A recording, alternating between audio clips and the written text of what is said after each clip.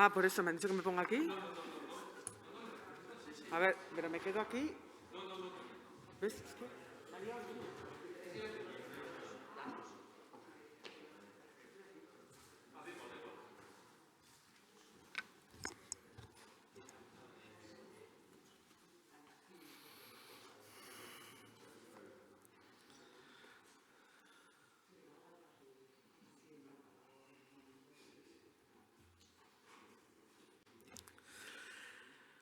Hola, buenos días, Egunon, bienvenidos y bienvenidas este martes a esta fábrica de gomas en la que celebramos una nueva edición de los encuentros DNN, organizado por Diario de Noticias, bajo un nombre muy concreto: ¿Cómo afronta Navarra el reto demográfico? Una jornada que tiene como objetivo contribuir a la necesaria reflexión que tanto la sociedad, empresas e instituciones deben realizar sobre los retos que supone la evolución y proyección demográfica en nuestra comunidad. Un reto, sin duda, que nos afecta a todos y todas y que tenemos que afrontar desde la cooperación y la solidaridad. Saludamos en este momento a todas las personas que siguen esta retransmisión en directo vía streaming a través de la página web de Diario de Noticias, www.noticiasdenavarra.com, que es la edición digital de nuestro medio, del que destacamos que ya tiene una audiencia mensual de 2 millones de usuarios únicos, por lo que este evento, como pueden imaginar, esta retransmisión va a tener también un alcance para la sociedad navarra, para aquellas personas que nos encuentran físicamente en esta fábrica de gomas. Queremos tener un agradecimiento especial al Observatorio de la Realidad Social por patrocinar este encuentro y a Luis Campos, su director, por su especial implicación y por moderar el debate. Uno de los compromisos de Diario de Noticias, ya lo saben, es atender la realidad social que nos rodea y dar voz a los protagonistas. Y por ello, esta mañana de martes hemos unido en este encuentro a diferentes expertos para debatir sobre cómo afronta nuestra comunidad este reto demográfico. Y para comenzar esta jornada y para realizar su apertura institucional, cedo la palabra a Elma Sainz, consejera de Economía y Hacienda del Gobierno de Navarra.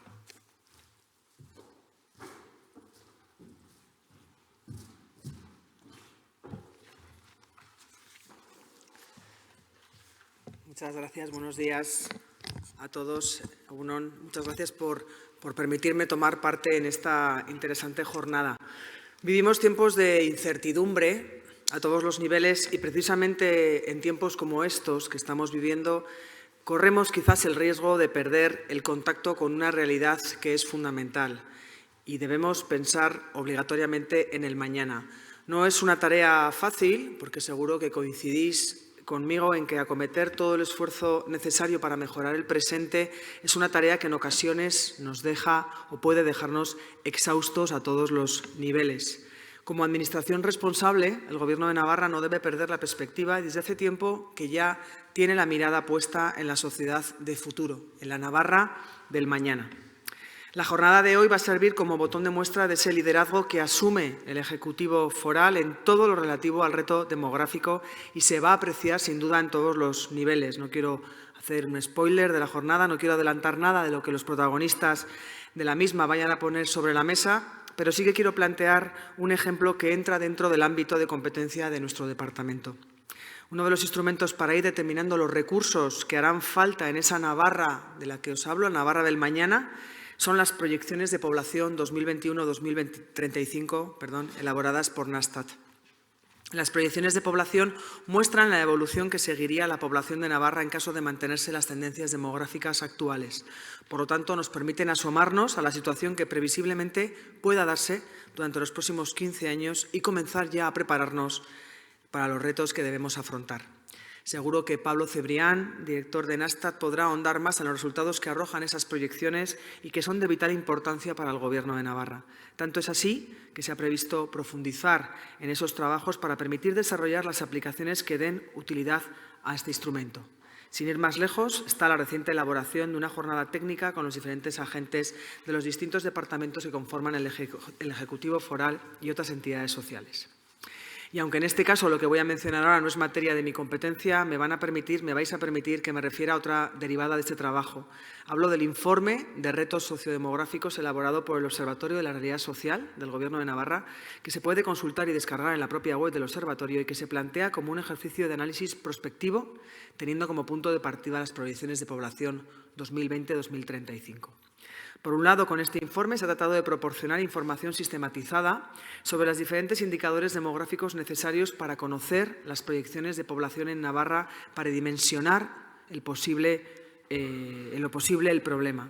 Y por otro lado, se ha abordado el análisis de los diferentes escenarios de futuro desde las distintas perspectivas, no solo la demográfica, y se han tenido en cuenta las diferencias territoriales y las posibles dimensiones del fenómeno del cambio demográfico que afecta, entre otras dimensiones, al mercado laboral, por supuesto a la economía, a las políticas sociales y de calidad de vida o a la planificación urbana y a la vivienda.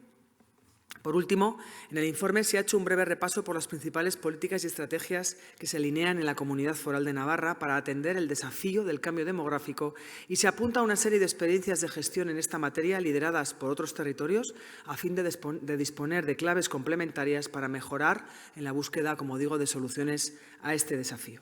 No me quiero extender más, simplemente para terminar quiero insistir en la idea de tomarnos muy en serio lo que hoy podemos ir sacando en claro de cómo será el futuro que nos espera. Para ello debemos estar preparados a todos los niveles, como individuos y, por supuesto, como miembros de una sociedad. El Gobierno de Navarra es plenamente consciente de ello y se lo toma muy en serio, como hoy vamos a poder comprobar en esta jornada. Muchas gracias y doy por inaugurada la jornada.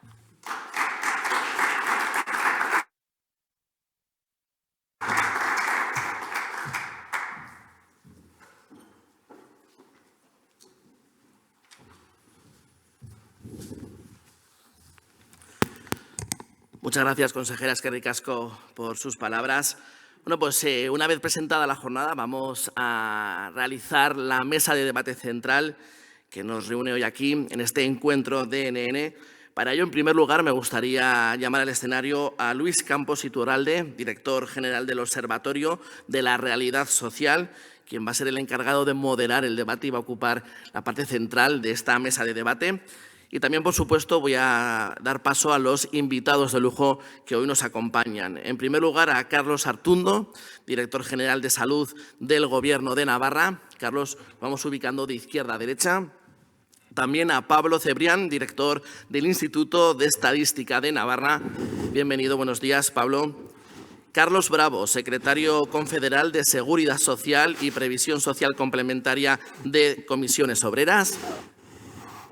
Y, por último, Moisés Martín, economista y consultor en Red 2 Red. Muchísimas gracias, Eskerrik asko, y nada, os cedo la palabra para comenzar esta mesa de debate. Muchas gracias. Pues muchísimas gracias. Primero de todo, dar las gracias a los amigos del Diario de Noticias por la organización de esta jornada y especialmente a Sara, que es con la persona que he estado trabajando durante los últimos 2 meses preparando esta jornada, y luego dar las gracias a todos los ponentes que hoy nos acompañan, a Carlos y a Pablo de la Casa del Gobierno de Navarra y sobre todo a Moisés Martín y a Carlos Bravo, que han venido desde Madrid para acompañarnos hoy y se lo agradezco. También le agradezco a la consejera a Elma Sainz la apertura hoy de las jornadas y luego a mi consejera, a Mari Carmen Maeztu, la consejera de Derechos Sociales, que realizará la clausura de las jornadas. Un poquito el formato que vamos a utilizar, si os parece bien, son intervenciones de 15-20 minutos, haremos una ronda y luego podemos tener un debate sobre aquellos aspectos que creamos más interesantes y ahí un poquito nos vamos cogiendo la palabra de manera pausada los unos a los otros. Para empezar, me gustaría este debate que tomase la palabra Pablo, el director del Instituto de Estadística de Navarra, y que nos contase no solo las proyecciones demográficas que han elaborado desde el Instituto de Estadística de Navarra, sino también, pues, para las personas que nos están viendo o nos están leyendo, cómo se elaboran técnicamente, de manera que lo podamos todos entender, que no seamos especialistas en estadística, cómo se elaboran esas proyecciones y el valor que tienen, ¿no? Y luego, sobre todo, las principales conclusiones de esas estadísticas o los datos. ¿Te parece bien? Tiene la palabra Pablo. Muchas gracias. Muy bien, gracias, Luis. Bueno, las proyecciones de población son un instrumento estadístico. En principio, tal y como ha dicho la consejera, el fin no es acertar, además, decir cómo vamos a estar en 2030, sino precisamente lo que buscamos es tener un instrumento para la planificación luego de las políticas públicas y que, bueno, pues que sepamos hacia dónde va la población con tal de adecuar esos... acabo de apagar aquí con tal bueno, pues de... Espera, que me he quedado sin... Joder. Sin chuleta. Sin chuleta. Bueno, sigo. Y ahora, como estoy sin modo tableta, pues muy bien. Un brillante comienzo de intervención, como podemos observar. Suele pasar. En principio, lo que estamos intentando es tener ese instrumento que, lógicamente, va modificándose con el tiempo porque las hipótesis van cambiando y lo que hay que tener es bueno, pues, los mecanismos para poder cambiarlos, ¿no? Bueno, estamos viendo continuamente cómo todas esas hipótesis de partida se van modificando. Nos pasó, bueno, estas proyecciones están presentadas en noviembre de 2021, las íbamos a presentar un año antes y ya nos encontramos con la circunstancia de que sobrevino la pandemia y que nos cambió todas aquellas cuestiones que estábamos mirando, ¿no? Ahora, bueno, estamos viendo que hay otras cuestiones que pueden modificar, por ejemplo, los flujos migratorios, como es todo lo que estamos observando con la guerra de Ucrania y todas las políticas que puedan venir. Con lo cual, el pensar que lo que estamos diciendo en 2030 se va a cumplir, pues sería una hipótesis de partida que seguramente no tendría mucho sentido. Por eso quiero recalcar que se trata sobre todo de un instrumento. Lo que se busca es ver cuál es la evolución que seguirá la población de Navarra en el caso de que se mantengan las tendencias demográficas actuales. Es decir, de que esas tendencias que ha habido durante los últimos 15 años, que es el periodo que hemos estado analizando, se vayan cumpliendo. Si eso sucediera así, pues lo que proyectamos es lo que pasaría en 2030, en qué situación nos encontraríamos. La principal consecuencia que podemos ver es que la población de Navarra, en principio, en nuestra previsión es que crecería en torno a unos 100.000 habitantes. Pasaríamos de esos un poco más de 660.000 que tenemos ahora a tener unos 100.000 más, unos 763.000. Es decir, un crecimiento anual de aproximadamente el 1%. Y ahora vamos a ver cómo se sustenta. ¿Qué es igual el rasgo principal que destacaríamos? Es el crecimiento, ese envejecimiento de la población. Si ahora actualmente tenemos una población mayor de 65 años que supone aproximadamente un poco menos de un 20%, pasaría a ser de un 23 y pico %. Es decir, vamos a crecer unos 4 puntos en ese rango de población con las consecuencias que ello conlleva. Pero bueno, paso a explicar un poco cómo se elaboran, que es un poco lo que comentaba Luis, y vamos viendo un poco los componentes que tendría la población. El método que se sigue para elaborar las proyecciones de población, que es, como he dicho, un instrumento estadístico, que es el mismo en metodología que se sigue en Eurostat, en el INE, etcétera, es el método de los componentes. Al final, ¿qué es lo que determina una población? La suma de nacimientos menos las defunciones más el saldo migratorio, ¿no? Entonces, lo que se hace es estudiar esos tres componentes, ¿vale? ¿Qué vemos con la mortalidad? Bueno, pues estamos viendo que la esperanza de vida en estos momentos que se sitúa pues es una esperanza de vida ya muy alta, sobre todo en el caso de las mujeres, que está por encima de los 86 años, la esperanza de vida al nacer, que sería esa probabilidad que tenemos al nacer, a qué edad llegaríamos, ¿no? Que se estudia en función de las distintas probabilidades de defunción que tienen las edades. A partir de ahí se construye un hígado sintético, que es el que nos marca un poco esa esperanza de vida que tendríamos al nacer. Como digo, 86 años, un poco más en las mujeres, algo más de 81 años en el caso de los hombres. Esta esperanza de vida ha crecido en los últimos, desde los años 70, ha crecido como a ritmo de 3 meses al año aproximadamente. Cada 4 años era un año más de población que se iba creciendo. Estamos en torno a no llegaba a los 70 años en el caso de los hombres, y en el caso de las mujeres pues serían 11 años menos de lo actual, unos 75 años en 1970. O sea, que ha crecido mucho en este periodo. ¿Qué va a pasar? ¿Esto puede seguir creciendo hasta el infinito? Pues hombre, parece razonable pensar que tiene un fin, y vemos que en el caso de, sobre todo, las mujeres, que la curva se va moderando un poco más. En el caso de los hombres, que va creciendo un poquito, se va acelerando, con lo cual la brecha va disminuyendo. Lo que estamos previendo es que en torno a 2030 la esperanza de vida de las mujeres pues crezca un poco, en torno a un año más, del 86 más o menos que tenemos ahora, que crezca hasta los 87 años. Pero bueno, pues que no pueda crecer tampoco mucho más.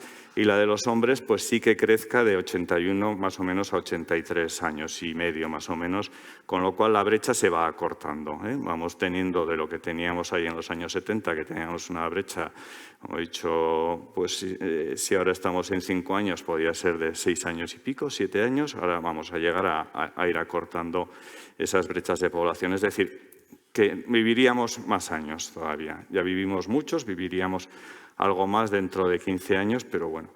El siguiente componente, ¿qué pasaría? Pues que tendríamos los nacimientos, ¿no?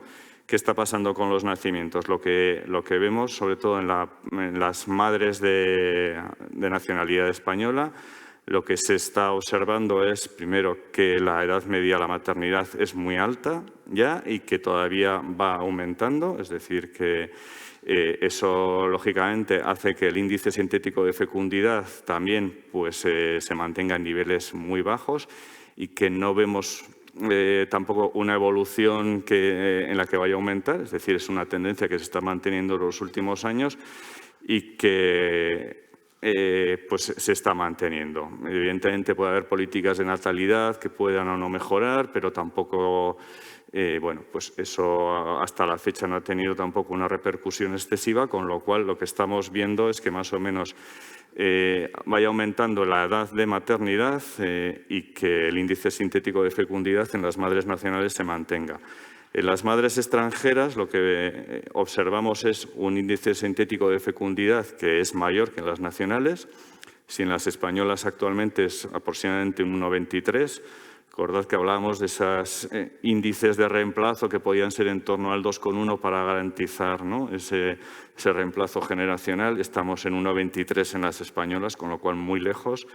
Y en las extranjeras, pues aproximadamente estamos cercano a 2, pero tampoco llega al 1,99. Y con una edad media de la maternidad de 33,3 años en el caso de mujeres españolas y de 30,4 en el caso de madres extranjeras. Es decir, edades muy elevadas y con una previsión además de que los comportamientos de fecundidad de las madres extranjeras se vayan aproximando también hacia las madres nacionales. Es decir, lo que al final cuando llegan, pues las costumbres se van adquiriendo, ¿no? En este caso, con lo cual pues nos iríamos a, pues la natalidad pues tendría unos comportamientos en principio pues bueno, que serían descendentes y que sería difícil que pudiéramos a partir de ahí tener pues bueno, un reemplazo de la población joven, ¿no? Estaríamos hablando, pues prever que la edad media de la maternidad de las madres españolas sería en torno a 34 años y medio, es decir, todavía muy, muy elevada, y de las extranjeras 31,4, con lo cual nos iríamos a índices sintéticos de fecundidad, pues eso, que estarían en aproximadamente lo mismo para las nacionales y las extranjeras como el 1,77. Esto, pues, como digo, nos daría al final es decir que la población se va a envejecer y que no hay un reemplazo generacional por parte de una población joven. Con lo cual, estaríamos viendo que el saldo natural, en principio, sería negativo con estos dos componentes porque habría más defunciones que nacimientos, perdón, sí, habría más defunciones que nacimientos, con lo cual tendríamos un saldo negativo. Tendríamos que ver cuál es el comportamiento del tercer componente, que sería el saldo migratorio, que es además lo que en los últimos años hemos estado observando que es lo que, lo que ha hecho crecer la población y que se ha comportado en los últimos años de una forma con mucha variabilidad, especialmente motivado también por la situación económica y su evolución. Vimos que hasta el año más o menos 2008 había unos flujos migratorios, sobre todo con el extranjero, porque los flujos entre comunidades autónomas españolas se mantienen con cierta estabilidad y ahí no hay grandes cambios, hay emigraciones e inmigraciones que, con cierto saldo positivo, pero que, es estable. Sin embargo, con el extranjero hemos observado hasta 2008 unos flujos positivos de hasta 12.000 personas, que cayeron luego paulatinamente hasta el año 2013, donde hubo un saldo negativo motivado, como he dicho, por la situación económica de España y de los países de los que provienen actualmente. Son flujos que son muy difíciles de prever y de estimar, pero que actualmente se sitúan por encima de los, actualmente hasta 2019 se situaban en torno a 7.800, estábamos en 2019, luego con el tema de la pandemia, lógicamente ha habido ahí, todo el estudio que se haga teniendo en cuenta la pandemia, habría que descontarlo porque, es muy difícil tener en cuenta qué puede pasarse en una situación de esas y que está, como digo, muy vinculado sobre todo a la evolución económica tanto de España como de los países de los que provienen. Esto, en nuestro caso, lo que hemos previsto es que haya unos saldos migratorios de en torno a 7.000 personas de media en estos 15 años que duran las proyecciones. La peculiaridad también de las personas que emigran es que son relativamente jóvenes, vienen en edad de trabajar, en torno a 30, 40 años, y que además traen a su descendencia, ¿no? Entonces, esto lo que hace es que no incrementarían tanto la población de más edad, sino que irían prácticamente ya hacia el mercado de trabajo y hacia unos niveles que habría que escolarizar, ¿no? Unas edades en las que tendríamos que tener en cuenta todas esas cuestiones. Entonces, lo que nos daría sería esa evolución, ¿no? Unos primeros años donde tendríamos que los nacimientos, que actualmente son unos 5.000 en Navarra, y unas defunciones que son 6.000 y pico, 7.000 más o menos, unos 6.700.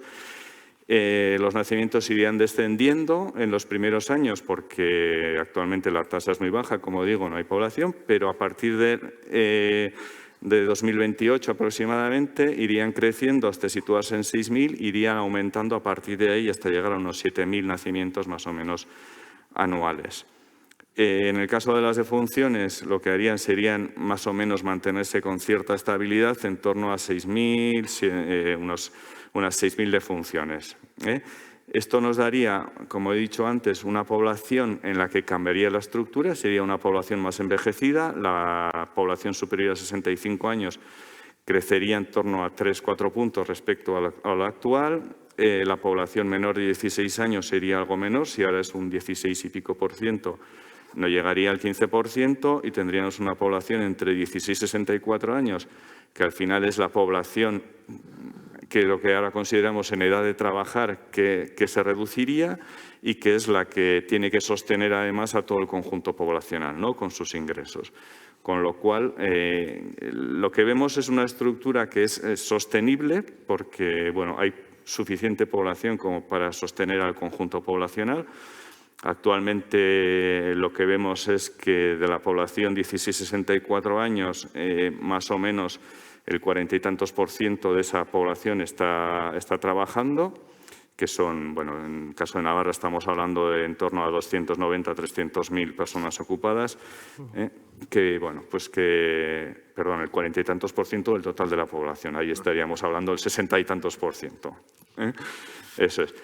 que ese porcentaje con la población que estamos proyectando en 2030, pues bueno, pues evidentemente tiene que haber una población inmigrante para poder sostenerlo, porque si no, con la población únicamente proveniente del saldo natural, pues bueno, evidentemente se puede aumentar la edad en la que vamos a trabajar, puede aumentar algo la tasa de actividad, pero bueno, pues si no tendríamos también, pues habría que considerar factores de este tipo para poder tener un total poblacional en edad de trabajar o trabajando que pudiera sostener al conjunto de la población. Con lo cual, bueno, pues nos daría una estructura, como he dicho, más envejecida, con la población ahora que provenimos del baby boom de entre los 45 y 60 años, estaríamos ya en torno a edades por encima de los 65 años en muchos casos, con lo cual, bueno, pues esa población envejecería. La población que está ahora menor de 40 años, tendríamos ahí ese, que es donde está, digamos, el hueco en lo que antes llamábamos pirámide, que ahora la verdad es que poca forma de pirámide tiene, pero bueno, pues tendríamos ahí ese hueco que pasaría y entonces habría que rellenarlo bueno, pues nuestra previsión es que se vaya rellenando con el saldo migratorio, esa población que viene de esas edades. Y más o menos ese sería un poco las hipótesis que manejamos, Es decir, bueno, baja tasa de natalidad, algo de crecimiento de la esperanza de vida y saldo migratorio en torno a 7.000 personas por año. Nos daría ese crecimiento poblacional en torno al 1%, que nos situaríamos en una población pues en torno a 760.000 habitantes, un poquito más en el año 2035. Bueno, muchísimas gracias. Pablo, en base a esas proyecciones demográficas, desde la consultora Red 2Res, de la que su director es Moisés, al cual le agradezco que nos acompañe hoy, hicisteis un análisis sobre los retos que suponían esas proyecciones demográficas sobre el sistema económico y social de Navarra, identificando tanto retos como oportunidades que también abre para una sociedad ese envejecimiento de la población y ese crecimiento también de la población que se da en Navarra. A tu modo de ver, ¿cuáles son esos principales retos y esas posibilidades que también abre ese envejecimiento, esas proyecciones demográficas? Bueno, muchísimas gracias por la invitación, ¿no?, a presentar los resultados de nuestro trabajo que trabajamos sobre la base de las proyecciones demográficas y teniendo en cuenta algunos planteamientos propios de la comunidad foral, ¿no?, que yo creo que son relevantes, ¿no? Y dentro de ese ámbito a mí me gustaría señalar lo primero, una cosa que, digamos, para el público, para el debate que luego tendremos, ¿no?, que aumente la esperanza de vida es una cosa buena, en general. O sea, quiero decir que Navarra tiene una de las esperanzas de vida más altas del mundo y eso tendríamos que decir que es positivo. Eso significa que es un indicador de calidad de vida, ¿no? Y por lo tanto pongámoslo por delante porque a veces nos enfrentamos al reto demográfico como si fuera el mal, ¿no? Y todo lo contrario, es una buena señal, ¿no? Otra cosa es los elementos de natalidad, que yo creo que esta mesa, desde luego, no estamos autorizados a hablar mucho sobre natalidad, ¿no? Digo, los que estamos sentados aquí, ojalá pudiéramos hablar también de ello en otra ocasión, ¿no? Pero en relación a los retos que aparecían, nosotros identificábamos diferentes retos, más allá del propio estrictamente demográfico, que tienen que ver con varias dimensiones que analizamos, ¿no? La primera dimensión que analizamos fue la territorial, ¿no? Y nos dimos cuenta de que, según las propias proyecciones, el reto demográfico se convierte para Navarra también en un reto territorial. Es decir, que hay zonas que van a estar más envejecidas que otras, notablemente más envejecidas que otras, y que esto podía ahondar o profundizar en el reto del despoblamiento. Es decir, que eso es un elemento importante. En la medida en que las poblaciones más envejecidas se sitúan en determinadas áreas rurales, pues efectivamente esto puede llevar a que la despoblación se acelere, ¿no? Primer elemento, y esto es importante tener de equilibrio territorial en una comunidad como Navarra, que es una comunidad, digamos, que tiene todos estos componentes, ¿no? El primer desafío que identificábamos. El segundo desafío que identificábamos era el del crecimiento económico y el empleo. Y no tanto porque pensemos que vaya a crecer mucho, ¿no?, la tasa de actividad. Yo comparto que probablemente, digamos, el sistema es sostenible, ¿no?, con estas tasas de actividad, pero sí que entendíamos que una población en edad de trabajar, cuya edad media iba creciendo, tenía por delante unos retos importantes, espero que luego lo podamos hablar, unos retos importantes en materia de adaptación a las nuevas realidades productivas. Quiero decir que si estamos hablando de cambios de digitalización, de aprender nuevas opciones de afrontar la transición digital y ahora también la transición ecológica, pues en sociedades muy rejuvenecidas esto se hace con el reemplazo generacional. Es decir, gente de 45 o 50 años no tiene que aprender o va a aprender ya muy pocas habilidades en su vida laboral y las nuevas habilidades son incorporadas del sistema educativo, ¿no? Cuando esta pirámide se rompe, ¿no? Este proceso se rompe, te encuentras con que para mantener niveles de productividad y de competitividad la gente de 45 o 50 años tiene que seguir ampliando su formación. Y esto es muy relevante en los casos en la gente mayor de 45 años con menor formación. Ahí donde vemos es un gap. En Navarra ocurre igual que en todo el Estado. Hay un gap muy importante en habilidades digitales en función de una brecha generacional relevante, que no solamente como consumidores, ahora estamos con el tema de los bancos, ¿no?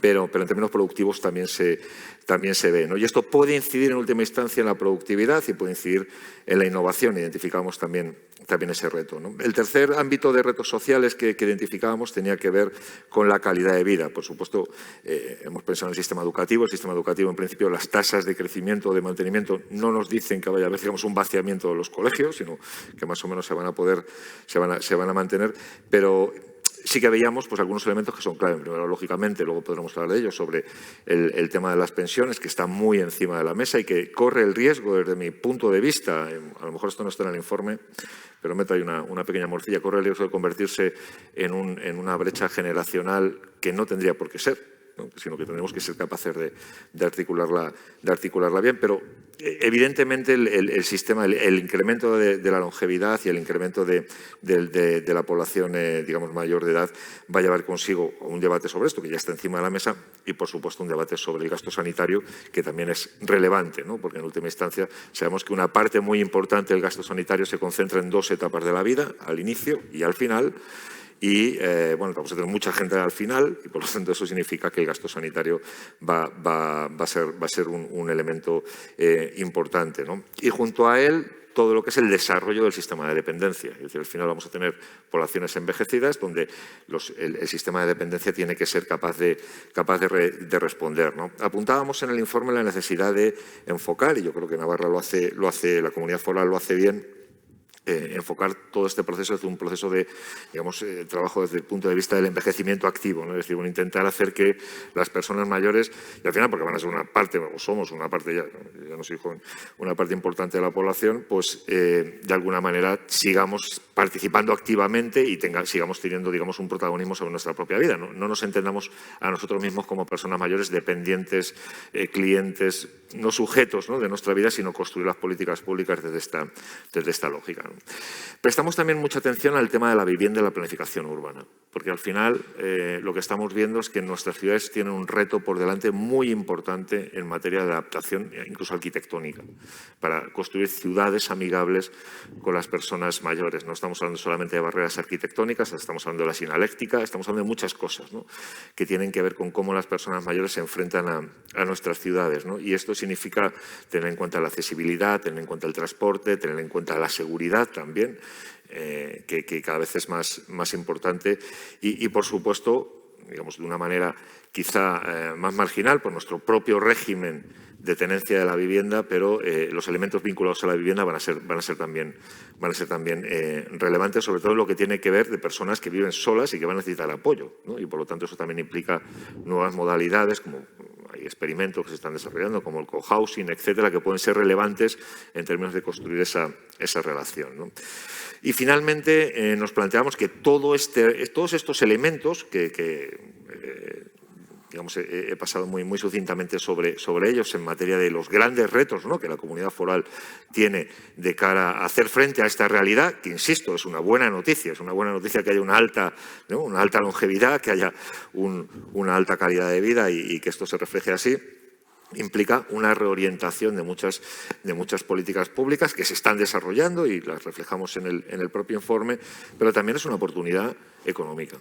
es una oportunidad económica y en la cual una parte importante de la innovación que se va a producir en los próximos años va a estar vinculada a esto que nosotros llamamos, no lo llamamos nosotros, lo ponemos en el informe, esto de la silver economy, ¿no? La economía, digamos, destinada a las personas mayores, ¿no? En primer lugar, porque un elemento que está muy encima de la mesa y que es dramático al mismo tiempo, pero ahora estoy hablando casi de oportunidades de innovación, ¿no? Es dramático, pero una parte muy importante del consumo se concentra en las personas mayores. O sea, si uno mira la brecha salarial y la brecha de rentas que existe entre las personas mayores y las personas jóvenes, pues efectivamente hay un problema. Y esto nos lleva a otra derivada, ¿no? del reto demográfico, ¿no? Que es qué hacemos con las personas jóvenes que han vivido toda su vida en 3 crisis, ¿no? La crisis financiera, la crisis de la pandemia y la crisis de Ucrania, ¿no? Quiero decir, no conocen la paz los pobres. Pero, digamos, ahí se concentra una parte muy importante de las rentas. Tenemos que tener en cuenta, y así lo recogemos en el informe, que se produce un cambio en la estructura de la desigualdad en la comunidad foral y en nuestro país, en España, desde la crisis financiera. Es decir, las personas mayores eran las que más tasa de pobreza tenían, ahora son las que menos tasa de pobreza tienen, y esto es fundamentalmente por las pensiones, porque funcionan como un sistema de garantía de rentas y mientras los salarios han caído muchísimo, luego podremos ver datos, pero vamos, los datos son tremendos, ¿no? El salario de entrada en el conjunto del Estado cayó, las rentas salariales cayeron un 30% para las personas jóvenes entre 2008 y 2016, un 30% menos. Las pensiones, más que menos, han mantenido ciertamente su poder adquisitivo y esto genera, digamos, una oportunidad para las oportunidades económicas, para el emprendimiento en todo lo que tiene que ver con el desarrollo personal saludable, en todo lo que tiene que ver con los cuidados, etcétera, ¿no? Por lo tanto, y terminando con esto, esto lógicamente reconfigura, ¿no? El espacio, la demografía, dicen que la demografía es el destino, ¿no? Reconfigura el destino social y económico de la comunidad foral, esto es indudable, en el sentido en el que bueno, va a tener que haber muchas transformaciones desde el punto de vista de las políticas públicas, pero al mismo tiempo genera también una oportunidad de crecimiento económico, genera también una oportunidad de nuevas propuestas para atender a estas personas mayores que van a ser una parte muy notable del mercado, ¿no? Entonces, por terminar, nosotros planteábamos una serie de pequeñas conclusiones que tenían que ver con estos elementos, que son como varios principios que me gustaría señalar. En primer lugar, pensábamos que digamos, la estrategia fundamental que se está desarrollando para la comunidad foral es la adecuada, ¿no? En el sentido de que está muy bien alineada, ¿no? Con elementos de las estrategias del conjunto del Estado, con la estrategia económica, etcétera, pero sí que había como 4 o 5 principios que nos gustaría señalar. En primer lugar, focalizar esas políticas públicas en las personas, es decir, al final se trata de poner a las personas mayores en el centro de todo el proceso, no son ni van a ser nunca digamos, sujetos pasivos, sino que tenemos que, digamos, construir en torno a ellos, buscar la colaboración entre las diferentes administraciones. Recuerdo este tema que pasa muy por encima de él, pero creo que es importante. El reto demográfico es también un reto territorial y esto es muy relevante, ¿no? Buscar la participación de las personas mayores, invertir más en innovación para los servicios a las personas mayores y construir entornos de esto que se llaman ciudades amigables, ¿no? De construir entornos sociales, vitales, que sean amigables con sus necesidades. Hace 15 días hemos vivido la pequeña campaña que ha habido sobre el tema de los bancos, pero es que quien dice los bancos dice el comercio electrónico, dice el comercio hay muchísimos elementos que hacen que un mundo que está cambiando a mucha velocidad para personas mayores pues pueda llegar a ser hostil, ¿no? Y corresponde que seamos capaces de construir este entorno amigable. Y con esto terminaría en principio. Gracias. Pues muchísimas gracias, Moisés. Los dos, Carlos, tenemos 2 aspectos clave en el reto demográfico: salud y sostenimiento del sistema de bienestar, pensiones, dependencia, etcétera. Si te parece bien, Carlos, desde el punto de vista de la salud, ¿qué implican estas proyecciones demográficas? ¿Cuáles son las líneas de trabajo que se están llevando a cabo en este momento desde el Departamento de Salud? Muchas gracias. Lo primero, felicitar. Yo es la primera vez que estoy en este espacio, me parece una maravilla de lugar y agradeceros también al Observatorio, al Departamento, el invitarnos, el poder estar esta mañana aquí participando en esta.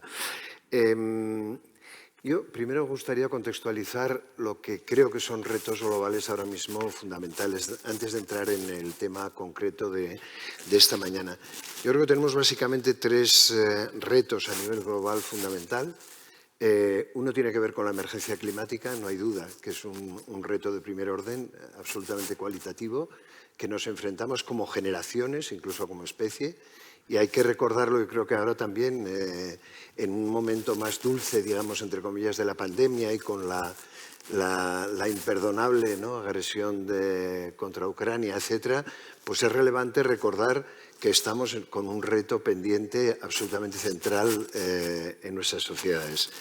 En segundo lugar, me parece muy importante el reto de la desigualdad.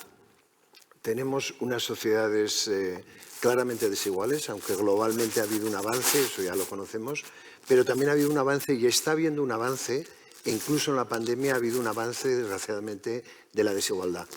Y ese es un reto también global de primer orden. Muy relacionado con este estaría el de las migraciones, los movimientos de personas, cosa que hemos vivido absolutamente siempre en la historia de la humanidad, pero tal y como se está gestionando en estos momentos, están retando, están poniendo contra las cuerdas a nuestras sociedades, digamos, del norte, y es algo que hay que pensarlo, ¿no? Y ya desciendo un poquito más relacionado con lo que nos ocupa hoy, el reto del envejecimiento activo y saludable. Que, por cierto, aquí es en los países ricos del norte el reto del envejecimiento, en otros es el reto todo lo contrario, del exceso de población, de la cantidad de gente que tenemos y cómo se gestiona eso en el modelo económico que tenemos. Yo traía algunos datos, pero casi voy a volar a través de los datos, sobre todo porque eso es muy fácil de tener. Son datos que habéis publicado en el observatorio, que están también en las proyecciones demográficas. Creo que cualquiera puede consultarlos. Pero sí, somos de los países más longevos. No hace falta que demos datos. Me interesa mucho el concepto que has planteado de... ¿Qué pasa? ¿Se ha ido? No. Vale. De la Silver Economy. Y ligando con esto, me gustaría también enfatizar el punto que has planteado tú, porque demasiadas veces cuando hablamos del envejecimiento, cuando hablamos sea de las pensiones, del impacto en salud y tal, de nuevo lo vivimos como una amenaza. Es decir, la amenaza de que vivimos más, etcétera, etcétera. Yo niego la mayor y me encanta que hayas hecho de alguna manera esa afirmación de entrada. Esto es una oportunidad, esto es una cosa excelente que hayamos conseguido como humanidad crecer, tener cada vez más vida, más años de vida y vivir más. Esto es un logro, sin lugar a dudas. Y además, enfatizando no solamente el logro, sino la parte de oportunidad que hay. Otra cosa es que nos reta, ojo. Lo mismo que las pensiones, y que hay que ver cómo financiamos eso y cómo lo gestionamos. Pero lo que has comentado de la Silver Economy. La Silver Economy plantea unas oportunidades de negocio económicas brutales. Entre otras cosas porque más del 60% de la riqueza material está en las personas mayores de 65 años. Y no solamente hablamos de la riqueza material, que podemos hablar, hablamos de la riqueza intelectual, experiencial, emocional, etcétera. Bueno, yo me vais a permitir que hable en plural majestático, como el Papa, porque soy una persona mayor, quiero decir que soy del grupo de personas mayores y, por tanto, hablo en primera persona del plural, reivindicando también ese papel que tiene. Bueno, voy adelante con lo del impacto, más igual algunas cifras respecto al impacto sanitario, y luego me gustaría concentrarme en algunas ideas que me parecen fundamentales, estratégicas, que es más interesante, entiendo yo, lo que podemos aportar que no dar datos que, insisto, los tenemos claramente. Una consideración que lo has apuntado tú también en la intervención, y es que no es propiamente la edad la variable que condiciona el gasto sanitario y todo el gasto en general, es la morbilidad. Es decir, que va asociada con la edad, evidentemente. Pero lo que quiero decir es que tanto si analizamos la tasa de hospitalización, etcétera, crece con la edad, pero sobre todo crece con la morbilidad, con las enfermedades crónicas. Por tanto, ya nos aparece que uno de los retos más importantes que tenemos es precisamente cómo prevenimos, cómo alargamos lo más posible, digamos, los años con vida, los años con calidad, los años sin dependencia, los años autónomos. Yo diría ayer Luis me pedía alguna frase o idea fuerza de lo que considerábamos, perdón, no te preocupes, ya lo dejamos en el suelo y ya está. Alguna idea, y yo le decía, es lo que todo el movimiento de la OMS que había, la lucha durante décadas y décadas ha sido de aumentar años a la vida. Y hemos aumentado indudablemente años a la vida. Ahora el reto es añadir vida y calidad de esa vida a los años. Es decir, que esos años cada vez más se puedan vivir de una manera autónoma, lo más autónoma posible, con calidad, sin dependencia, etcétera, etcétera. Ese es el reto. Ahora no sería tanto aumentar más años, que vamos a aumentar un poquito más. Bueno, lo de la pandemia nos ha movido un pelín, pero la tendencia, aunque sea menos bestia de la que ha sido en el pasado, indudablemente iremos a más. Por cierto, esto en términos de gasto sanitario también implica, no solamente por lo que habéis dicho, que es obvio que realmente en las últimas etapas de la vida y sobre todo en el atardecer, digamos, de la vida es donde más gasto se consume, también gasto sanitario. Hay estudios, por ejemplo, en el que incluso no son las últimas etapas de la vida, sino los últimos meses de la vida los que consumen más gasto sanitario. Es decir, donde consume la persona, bueno, entre comillas, lo de consumir, pero donde la persona de alguna manera tira de más gasto sanitario y de todo tipo. Lo digo porque eso también es importante por las consecuencias que tiene de alguna manera. Y sobre el gasto sanitario y el porcentaje sobre el PIB, bueno, es también una idea o una situación que nos va a traer algún... Pero me quiero decir que ¿dónde estamos en gasto sanitario per cápita? Bueno, en Navarra sabéis que estamos entre las primeras en gasto sanitario per cápita. Llevamos ya muchos años siendo de las 3 primeras. No así en gasto sanitario per cápita en relación con el PIB. En relación con el PIB, en el 2019, por ejemplo, estábamos en 5,3% de nuestro PIB regional, de nuestro PIB de Navarra. Esto es por debajo de la media de España, que está en el 5,6%. Y desde luego estamos todavía, tenemos recorrido, quiero decir, en el sentido de que, por ejemplo, doy 4 datos.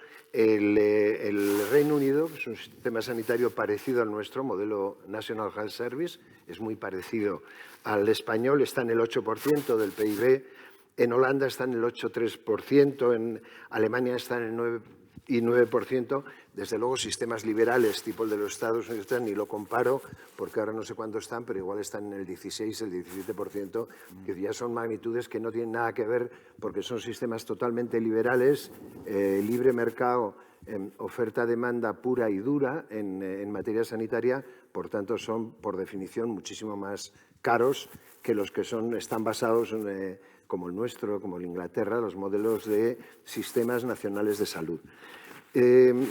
4 ideas para compartir y provocar, si acaso, un poco la discusión, ¿no? Primero, lo que he dicho. Estamos hablando de algo, objetivamente, de un avance histórico impresionante, el aumentar años a la vida, y ahora lo que nos toca es, lo que he dicho, por donde he empezado, añadir calidad y vida autónoma a los años estos que hemos ganado. Para esto, en cuanto a estrategia desde el punto de vista de salud, es fundamental la prevención, el autocuidado y las condiciones y estilos de vida saludables.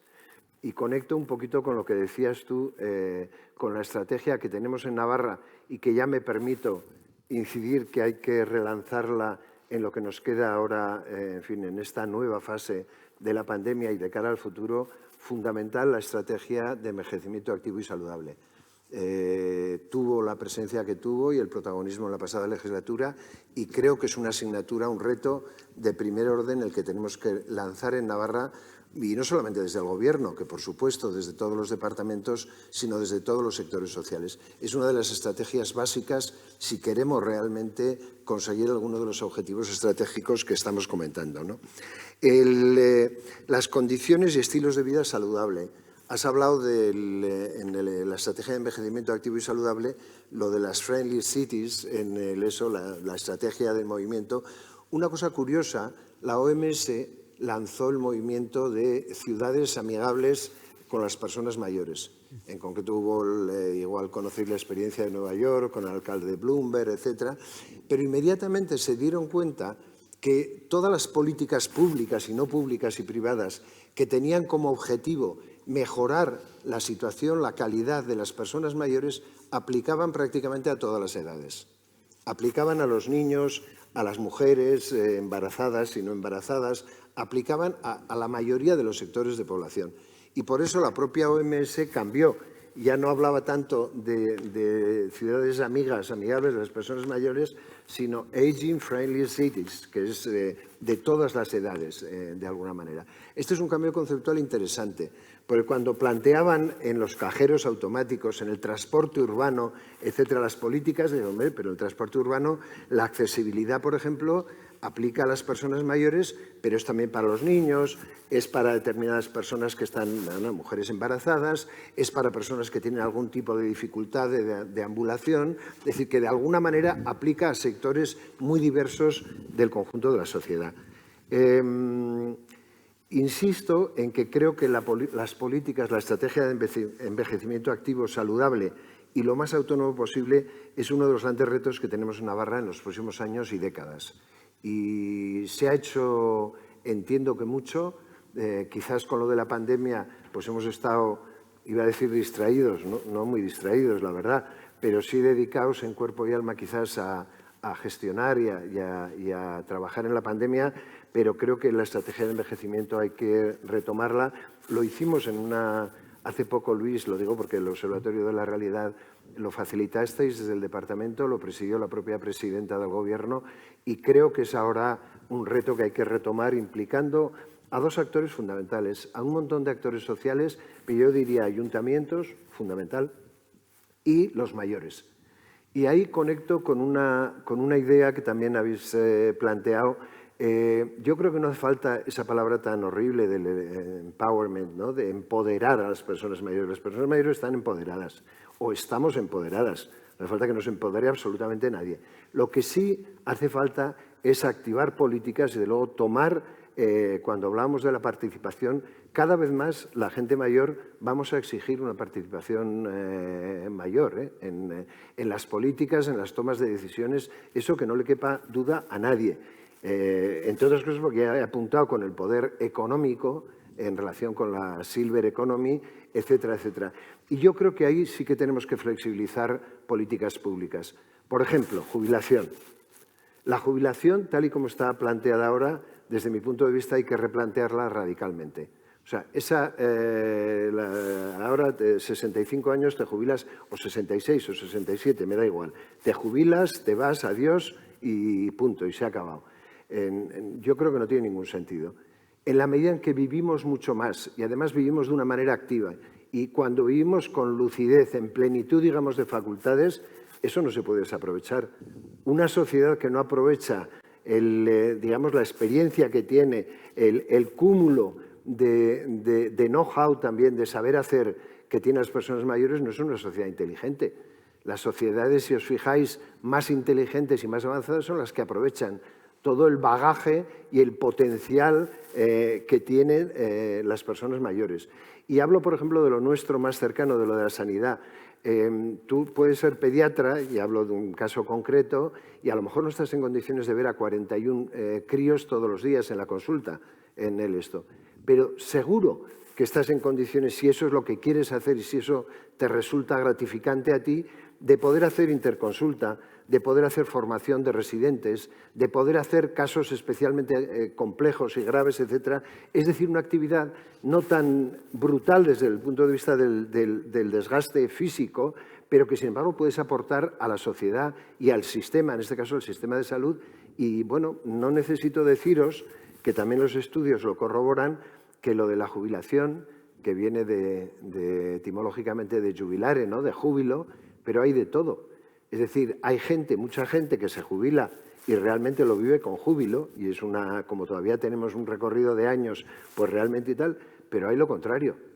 hay muchísima gente que lo pasa bastante mal con la jubilación. Y viene la depresión, y viene la desubicación, y viene todo lo que conocemos. Cada persona es un mundo. Y, por tanto, las políticas también entiendo que se tienen que adaptar a esas diferencias de situaciones que tenemos. Pero lo que en ningún caso tiene sentido es que desaprovechemos como sistema, y en esto hablo de como sistema de salud, es también autocrítico, determinadas personas que a los 64, 65, 66 años están con capacidad para dar al sistema lo que no está escrito. Eso no tiene ningún sentido. Y es lo que tenemos hoy, ¿eh? No hemos conseguido todavía elaborar, flexibilizar las políticas de función pública y las políticas públicas, por lo tanto, que permitan de alguna manera esto. Fecundidad y natalidad, supongo que ya me voy a ir terminando. Bueno, yo creo que lo habéis planteado. El reto es la inmigración, pero una inmigración, yo diría, inteligente, si se me permite. No tenemos otra. Es decir, está claro que por mucho de las amenazas, lo que es fundamental es gestionar la inmigración. Y yo apuntaría una cosa. Igual no es solamente una inmigración de alguna manera pasiva, sino intentar de alguna manera una inmigración mucho más proactiva. Es decir, no recibir, atender, acoger eso a quien venga, como venga, de la manera como venga, sino a lo mejor, en la medida de lo posible, no es nada fácil, pero también políticas muy proactivas de ir buscando personas, perfiles, formaciones concretas, backgrounds concretos, en origen, donde tenga que ser para poder de alguna manera vincularlo mucho más con las necesidades del mercado laboral. Esto tiene su enjundia y tiene su discusión y no es nada sencillo, ojo, pero creo que habría que ir, como hacen algunos países, están haciendo algunos países, a políticas un poquito más proactivas de búsqueda, pues que necesitamos. Es decir, es evidente que necesitamos migrantes, aparte de que necesitemos o no necesitemos, no hay quien pare los movimientos y las migraciones de la población. Apunto que no solamente hay que gestionarlo de una manera inteligente, porque también se puede convertir en una amenaza. Vamos, es obvio que es la baza, una de las bazas fundamentales de todos los movimientos extremistas de derecha radicales en Europa, el tema de la inmigración. Por tanto, gestionar eso de una manera racional e inteligente es fundamental. Primero, porque lo necesitamos, y segundo, porque estamos viendo lo que puede pasar si no se hace de una manera razonablemente, en fin, iba a decir correcta no existe en algo tan complejo como es la migración. Bueno, yo termino. Creo que tenemos un reto en el impacto en el sistema sanitario y en el gasto sanitario es evidente, pero también tenemos la oportunidad de todas esas cosas que, aunque haya pasado muy rápidamente por ellas, se convierten en oportunidad de cara al vivir más, sobre todo si ese vivir más es vivir también en calidad. Es decir, con calidad, con autonomía, en la medida de lo posible. Es decir, que obviamente la biología es la biología y por mucho que intentemos prevenir, posponer la dependencia, posponer la pérdida de autonomía, posponer las enfermedades crónicas, un dato interesante, y termino, es que sí, el 70% de las personas mayores de 65 años tienen condiciones crónicas, tienen enfermedades crónicas, pero solamente un 10% son incapacitantes, la mitad que hace 10 años. Ahí tenemos un margen de trabajo y un margen de maniobra absolutamente muy importante. Cómo, de alguna manera, trabajando con las condiciones de vida, con los estilos de vida saludables, con la prevención, con el autocuidado, que además creo que es una cultura que se puede ir, que ya está, de alguna manera, se puede seguir fomentando, podemos prevenir la aparición de que esas condiciones crónicas que las tenemos, los que tenemos ya, somos mayores de 60 años, tenemos condiciones crónicas todas las personas prácticamente, pero cómo de alguna manera podemos gestionar esas condiciones crónicas, esas enfermedades crónicas, sin que lleguen a ser incapacitantes, sin que te lleguen a producir la pérdida de autonomía, que en definitiva es lo que condiciona o lo que cambia la situación en la vida. Bueno, seguimos debatiendo seguro. No sé si me he pasado, Luis. Perfecto, Carlos. Muchísimas gracias, muy interesante.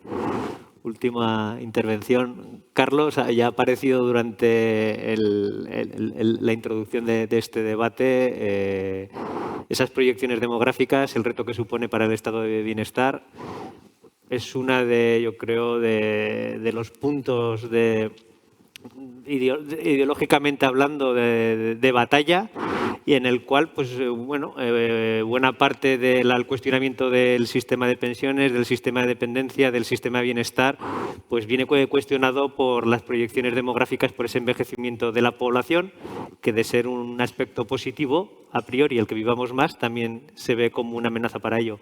¿Cuál es tu visión del sostenimiento del sistema de pensiones, del sistema de bienestar social y los retos que supone este envejecimiento, y también cómo se puede afrontar ese debate? Muy bien, pues muchas gracias. Bueno, primero agradeceros la invitación, es un placer, y además, escuchando las intervenciones de mis compañeros hoy aquí, creo que el panel, al menos en lo que me ha precedido, está bien diseñado, ¿no? Porque es muy complementaria unas cosas y otras. Yo lo que quisiera es abordar esto desde una perspectiva de políticas públicas, efectivamente, en relación con el conjunto de materias que se pueden abordar. Como bien se ha dicho, el reto demográfico viene muy, muy unido a las transiciones que estamos viviendo. La transición tecnológica, la digitalización, la transición medioambiental va a generar cambios que también tienen que ser aprovechados en relación con el reto demográfico. Pero lo primero que tenemos que ver es dónde tenemos que actuar en materia de políticas públicas. Y tenemos que actuar en 3 momentos distintos. Tenemos que actuar en la predistribución, tenemos que actuar en la distribución y tenemos que actuar en la redistribución. Y me explico. Es fundamental, en términos de reto demográfico, en términos de esperanza de vida, en términos de calidad en la esperanza de vida, los mecanismos de igualdad de oportunidades en la sociedad. Y esa es la predistribución. Esto es el sistema educativo, esto es la digitalización, esto es la conectividad en todo el país. Es decir, que todo el mundo tenga igualdad de oportunidades, tiene un impacto directo en los resultados que luego va a tener en relación con las necesidades de atención sanitaria en materia de dependencia y en la propia esperanza de vida. Hay una relación directa entre nivel educativo y nivel económico y esperanza de vida y calidad en la vejez. Y, por tanto, los elementos de predistribución son elementos determinantes, y eso son políticas públicas que hay que pensar en ellas. En materia educativa va a descender la población escolar. ¿Qué vamos a hacer cuando descienda la población escolar en un país con una estructura tan peculiar como enseñanza pública, concertada y privada en los niveles que tenemos? Pues es una oportunidad para mejorar la calidad de la enseñanza. Es una oportunidad para reforzar la enseñanza pública, mejorar los ratios y mejorar la estructura que permite acceder a la sociedad en materia de igualdad. Y esas son políticas predistributivas que son determinantes. Cuando tenemos después que distribuir la renta entre capital y trabajo como elementos fundamentales, los mecanismos de equilibrio en esa relación también son determinantes, porque el nivel económico determina la capacidad de respuesta y la capacidad de adaptación. Nivel cultural, nivel económico son determinantes. Es verdad que el nivel económico más determinante es la herencia recibida. Ese es el que más determina las diferencias y la desigualdad social. Pero es verdad que la distribución de la renta determina capacidades de actuación e intervención mucho mayores que cualquier otra. Y por último tenemos la tercera pata sobre la que tenemos que actuar, que acabaré con ella, son la redistribución. Y la redistribución tiene que ver con el sistema fiscal en los términos del artículo 31 de nuestra Constitución. El sistema fiscal no es solo cuánto se recauda, es cuánto se recauda y cómo se gasta. Y esos son mecanismos de redistribución potentísimos, y ya veremos que para abordar, lo que vamos a dar un repaso rápido y luego podremos discutir sobre ello, para abordar esto hace falta capacidad. Y España tiene un país, es un país con limitaciones en su capacidad de intervención y de desarrollo de políticas públicas, como consecuencia de tener una estructura fiscal menos eficiente que la de los países de nuestro entorno y, por tanto, un gasto público, una inversión menor que la de los países de nuestro entorno. Y son elementos que son determinantes también. Pero bueno, por entrar a las materias, en materia demográfica, bueno, se ha dicho, yo no voy a insistir, natalidad, mortalidad y migraciones. Es decir, los que nacen, los que mueren y los que viajan. La historia de la humanidad. Esto ha sido así siempre y va a seguir siendo así siempre. Claro, en materia de natalidad, las políticas públicas, además de en materia de educación, tienen mucho que ver con las condiciones laborales que tienen las personas más jóvenes. Tienen que ver con la calidad en el empleo. Tienen que ver con el acceso al empleo, con las tasas de actividad y empleo para los menores de 30 años y con qué empleo se encuentran. Estamos viendo cómo ahora, a consecuencia de la reforma laboral, parece que estamos empezando a consolidar una mayor estabilidad. Veremos. Esto es un recorrido muy largo y hay que hacer la evaluación con más tiempo, O sea, rápidamente nos apresuramos a ver los elementos positivos, pero aquí queda mucho por ver todavía. Pero eso es determinante, porque determina la edad de emancipación, porque determina la edad a la que se tiene el primer hijo, porque determina el número de hijos que se tienen. Cada vez que nos preguntan cuántos hijos queremos tener, contestamos que queremos tener 2 hijos. Y tenemos 1,23, como se ha dicho. ¿Por qué esa disociación entre lo que uno desearía y lo que hace? Pues porque tener un hijo en este país es muy caro. Y porque emanciparte de tus padres, salir del hogar, con lo que supone de potenciar la actividad económica. Porque el que monta una casa e invierte en muchas cosas, que genera actividad. Y son elementos que están ahí. Por tanto, las políticas públicas orientadas a la educación y a la calidad del empleo de nuestros jóvenes son una inversión en ayudar a equilibrar la población en términos de natalidad, con una observación que es clara. Aunque consiguiéramos tasas de reposición de 2,1, que en Europa solo las tienen Francia, Suecia e Irlanda, con políticas bien distintas, por cierto, aunque lo consiguiéramos, nosotros no equilibraríamos la población. Por tanto, las migraciones, la gente que viaja, es fundamental. Aquí un comentario solo. Comparto lo que decía Carlos en cuanto a que tenemos que ser proactivos. Hay que actuar en países de origen y hay que intentar captar. Esto ya lo hacen con los jóvenes españoles. Hay otros países que están intentando captar a jóvenes formados del sur de Europa. Alemania es muy proactiva en esta materia, entre otras cosas porque Alemania tiene una población más envejecida todavía que la nuestra. Pero por mucho que queramos, a mí me parece bien que haya políticas de ofrecer oportunidades a jóvenes que vengan de otros países a España, pero hay una migración que es inevitable, que es la migración, la causa fundamental y el motor fundamental de la migración, que es la mejora de las condiciones de vida. La gente que vive bien en su país tiene poco estímulo a emigrar. La gente que tiene dificultades en su país y quiere mejorar, esa es la base de los movimientos migratorios en la historia de la humanidad. Hay que gestionar las dos cosas. Tenemos que gestionar el que viene porque quiere mejorar su calidad de vida y, por supuesto, tenemos que ser proactivos en captar también esa migración ordenada, estupenda, que nos va a permitir reforzar el tejido productivo. Pero las dos cosas son inevitables, están ahí. Bien, en materia de esperanza de vida y mortalidad, entremos en sanidad. Pinceladas nada más, porque además se ha explicado muy bien y con muy buen criterio lo que se ha planteado hasta ahora. Pero en materia sanitaria la cuestión es, sabiendo que el gasto sanitario se concentra de una manera enorme en los últimos meses de vida, enorme, o sea, cuando uno se aproxima a esas estadísticas es apabullante el nivel de consumo. Claro, es que cuando haces de todo para intentar mantener, hay que discutir muchas veces si eso es necesario o no es necesario, pero al final eso también tiene mucho que ver con opciones individuales, familiares, en fin, de todo tipo. Pero tenemos un gasto sanitario derivado de la cronicidad de la que hablaba Carlos a partir de determinada edad. Es verdad que entre 65 y 85 está descendiendo, pero es verdad también que nosotros tenemos una esperanza de vida entre 65 y 86, 87 años para las mujeres, 83 aproximadamente para los hombres, que tiende a reducirse, como se ha dicho, pero que hay que diferenciar dos etapas muy claras, lo que podríamos llamar esperanza de vida con buena salud. Curiosamente, la esperanza de vida con buena salud de los hombres y las mujeres es prácticamente la misma. 12 años, en torno a 12 años a partir de los 65. Y a partir de los 77, grosero, ya la cosa varía. Viven más ellas que nosotros, pero tenemos ese periodo. Y esos periodos podemos intentar ampliar y reducir, que es también una política pública muy importante. Pero para actuar sobre eso tenemos que saber cuáles son los elementos que en materia sanitaria están incidiendo más. Y vemos que son elementos pues, de exceso de colesterol, triglicéridos, enfermedades cardiovasculares, enfermedades, accidentes vasculares cerebrales.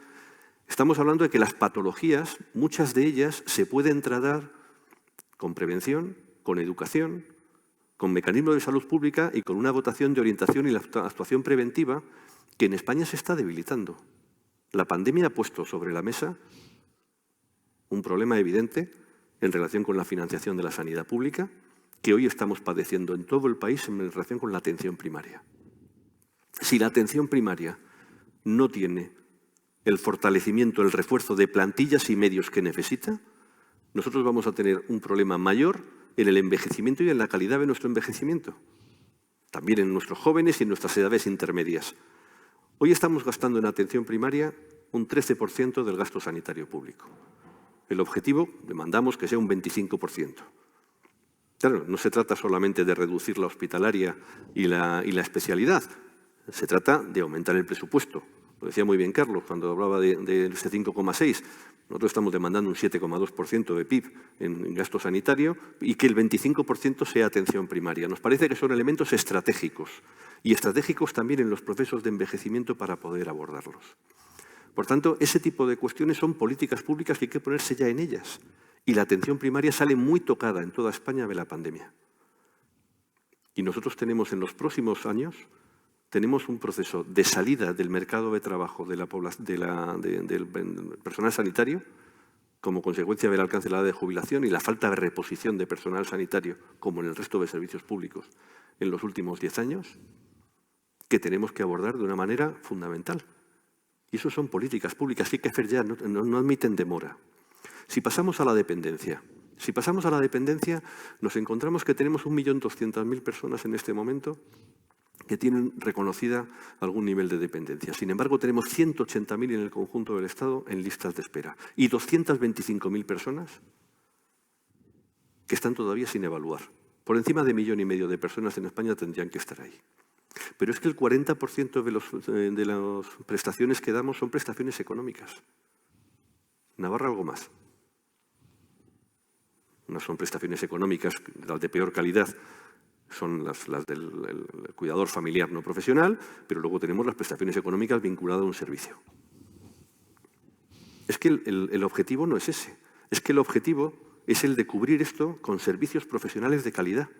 Y servicios profesionales de calidad se llaman residencias, centros de día, ayuda a domicilio, teleasistencia, la regulación de la figura del asistente personal, que en algunas comunidades autónomas se está regulando, aceptándolo la Tesorería General de la Seguridad Social, encuadrándolos como empleadas de hogar.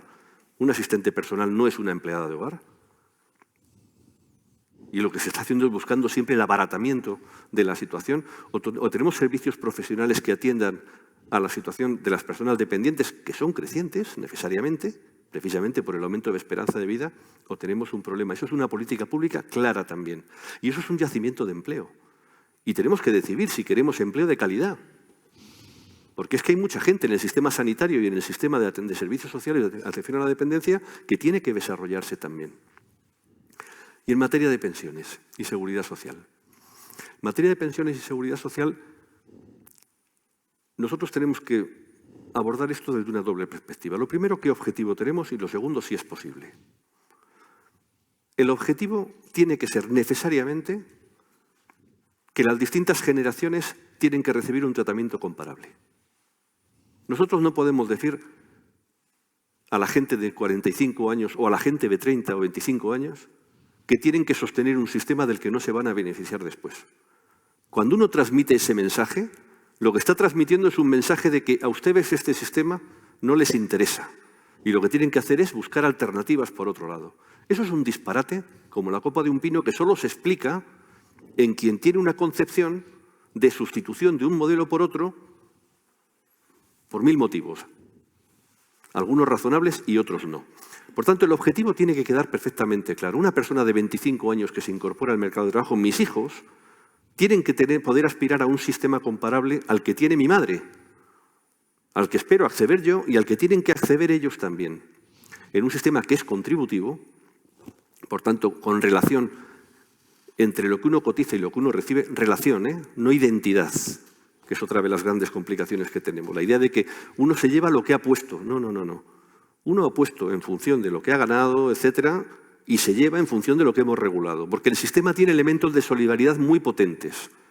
Se llaman pensiones mínimas, se llaman bases máximas de cotización, se llaman pensiones máximas, y tenemos que profundizar mucho más en ellos. Y aquí entramos en la segunda fase. ¿Y este objetivo de tratar de manera comparable a las distintas generaciones es posible? Sí, es posible. ¿Por qué? Porque es verdad que el envejecimiento y el aumento de esperanza de vida conlleva una mayor exigencia. Tenemos un reto.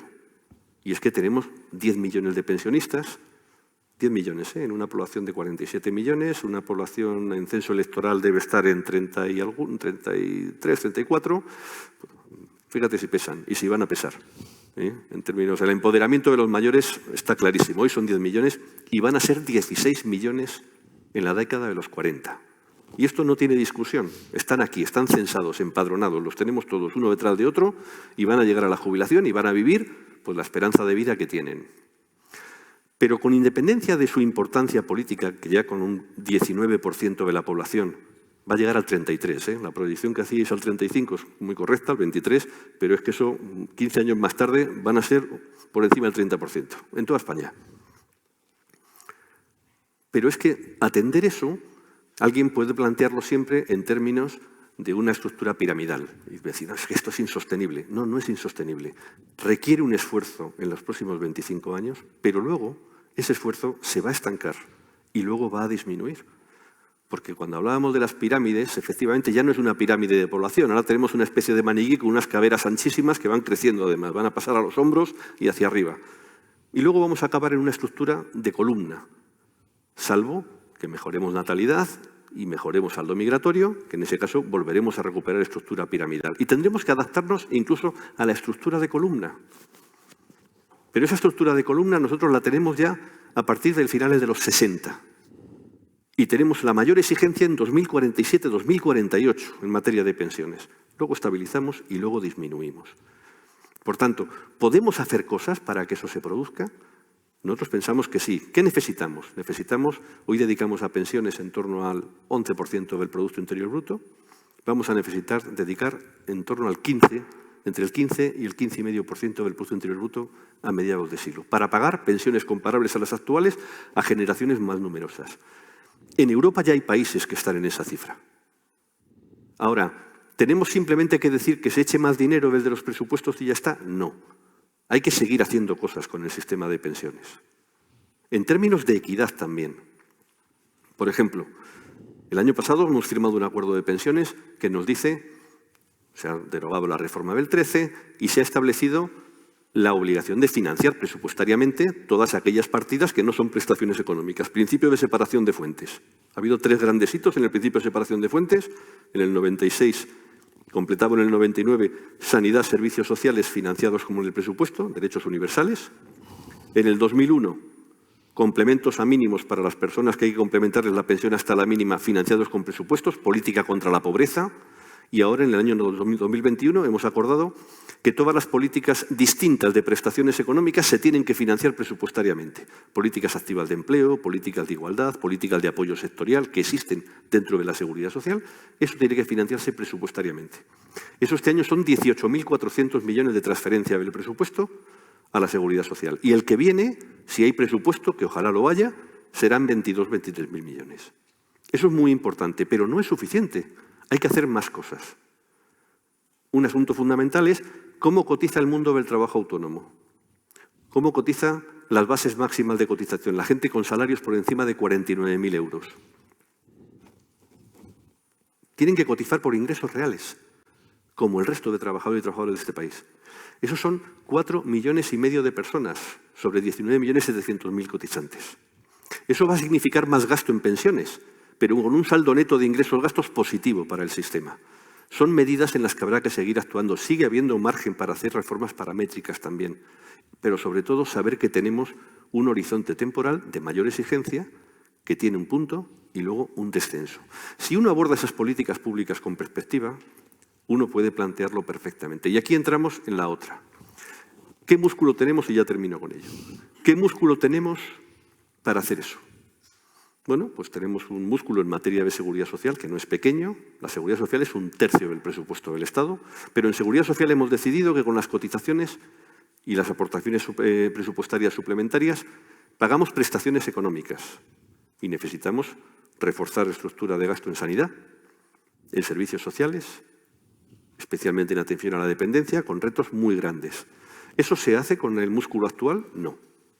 Necesitamos una estructura fiscal que se parezca a la de los países de nuestro entorno. Tenemos una estructura fiscal que nos produce en torno a 5 puntos del PIB cada año de ingresos por debajo de los países de la eurozona.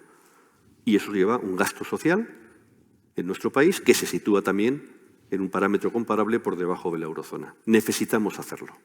Y eso tiene muchas piezas que tocar. Hoy no es un debate sobre el sistema fiscal, pero para poder hacer esas políticas públicas en las que necesitamos abordar las necesidades para afrontar el reto demográfico, que, insisto, tiene esos hitos temporales que he planteado y que es muy importante partir de ello, el sistema fiscal, la capacidad de redistribución, es fundamental. Predistribución, inversión pública. Distribución, equilibrio entre capital y trabajo. Redistribución, sistema fiscal, ingreso y gasto público. Pues muchísimas gracias, Carlos. ¿Queréis tomar la palabra alguno?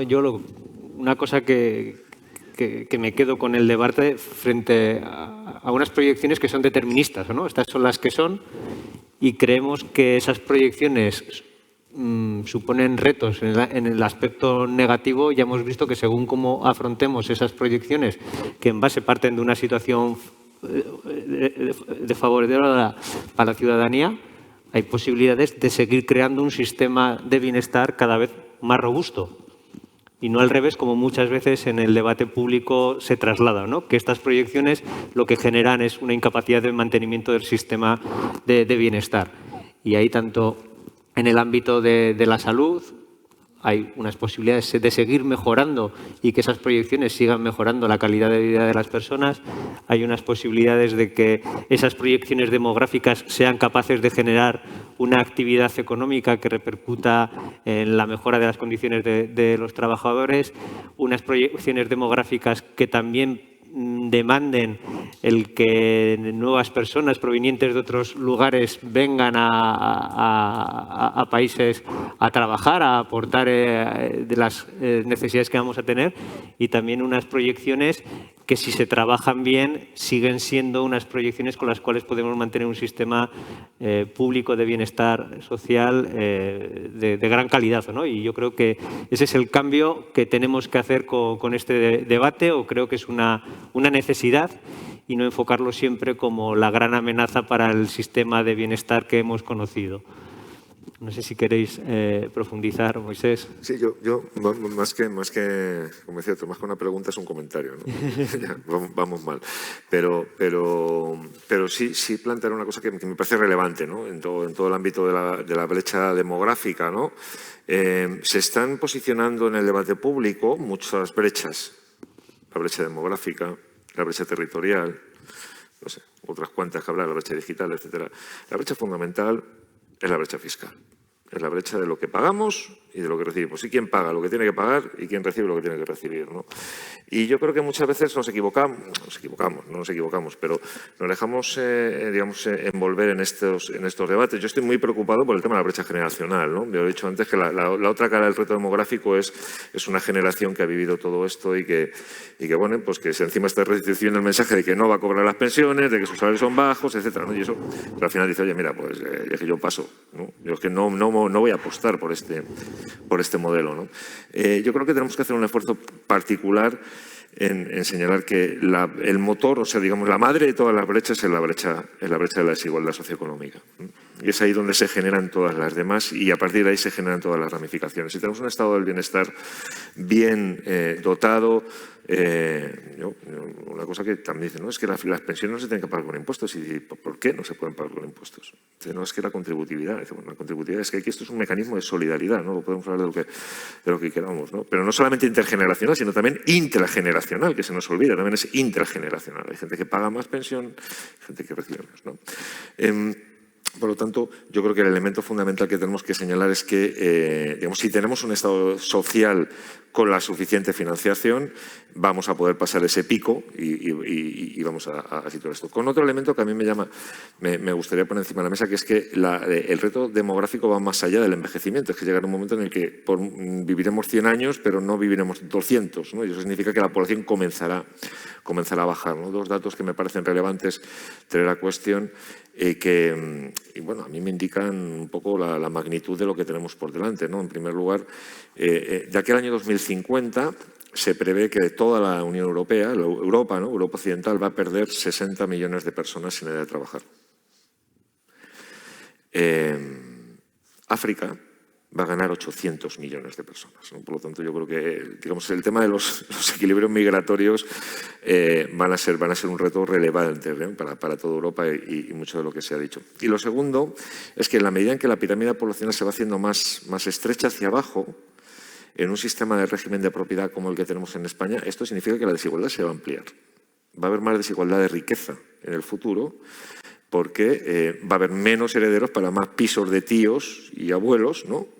de los que hay habitualmente, ¿no? Y eso significa que la riqueza va a tender a concentrarse. Vamos a vivir en sociedades más, digamos, en el medio y largo plazo más desiguales, ¿no? Y eso también implica que hay que tomar medidas ya si no queremos que todo, como señalaba antes, quiebre, porque mi hipótesis fundamental es que la brecha fundamental sigue siendo, sin duda, la brecha socioeconómica, ¿no? No, me sugieren los comentarios de Moisés, me sugieren tres cuestiones que me parecen muy relevantes y complementarias, ¿no?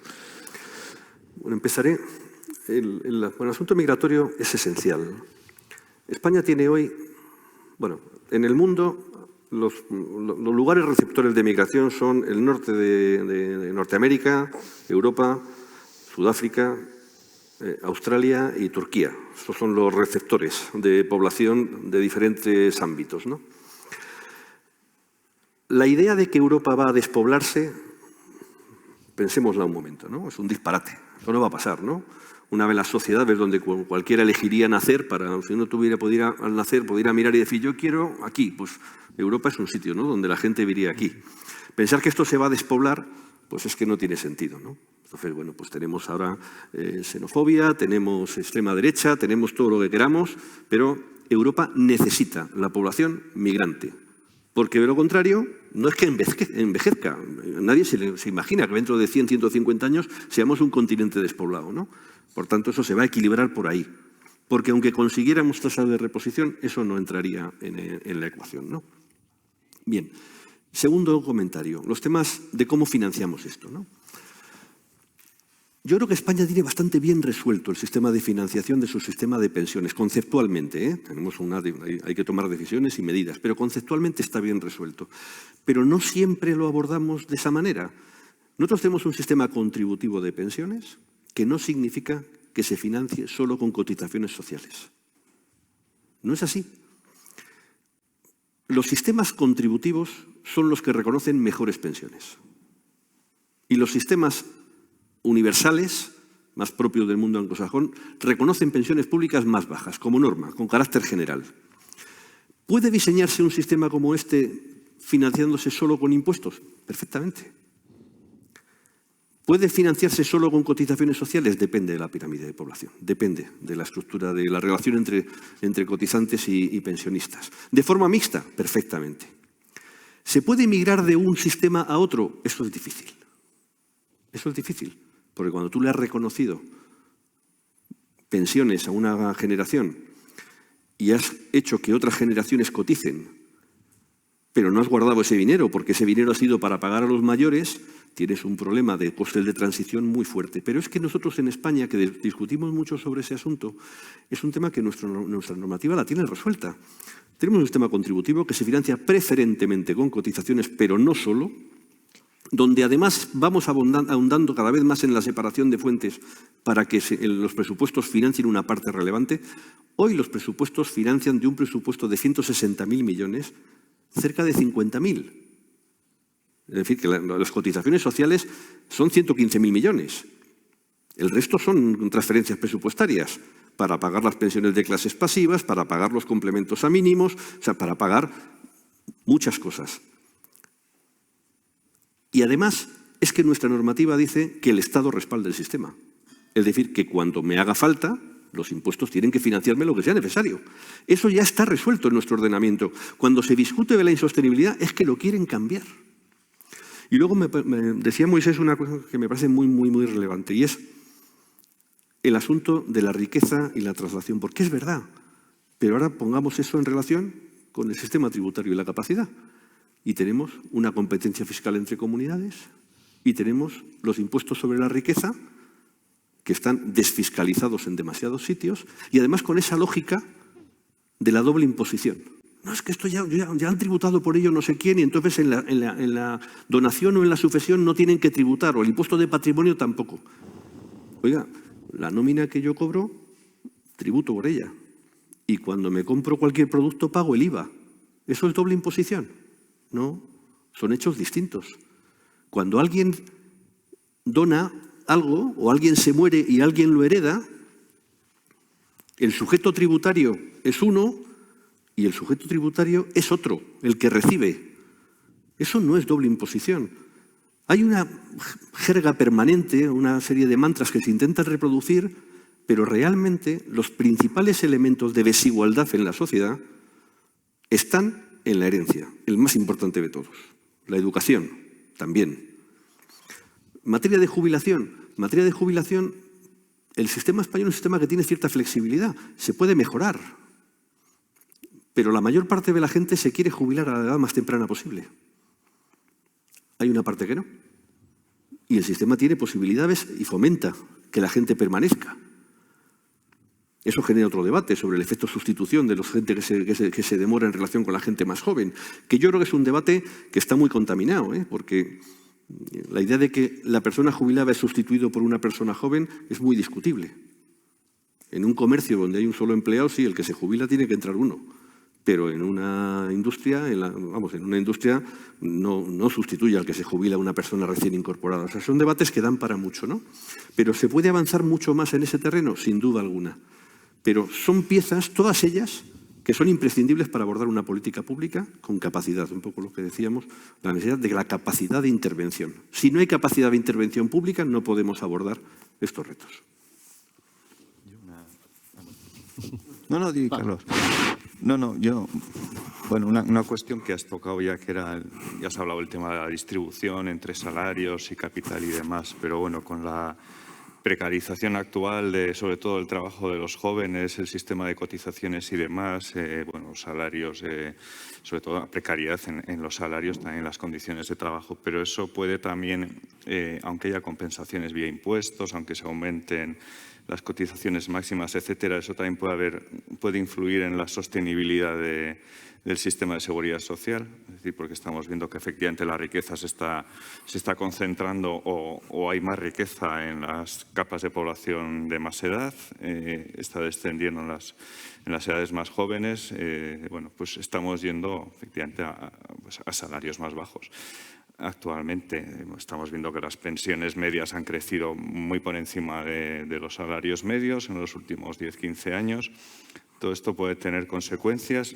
Efectivamente, has dado pautas de cómo se podría abordar, pues atacando tanto a esas cotizaciones máximas, esa distribución capital-trabajo, etcétera. Pero bueno, hay también un factor de riesgo. Sí, pero yo sugiero un ejercicio. Pensad en una persona que se jubila este año, con 65 o 66, que son las dos edades que en este momento tenemos. Que en España la edad de jubilación está entre 65 y 66 y va a estar entre 65 y 67, la ordinaria. Luego hay demorada, anticipada.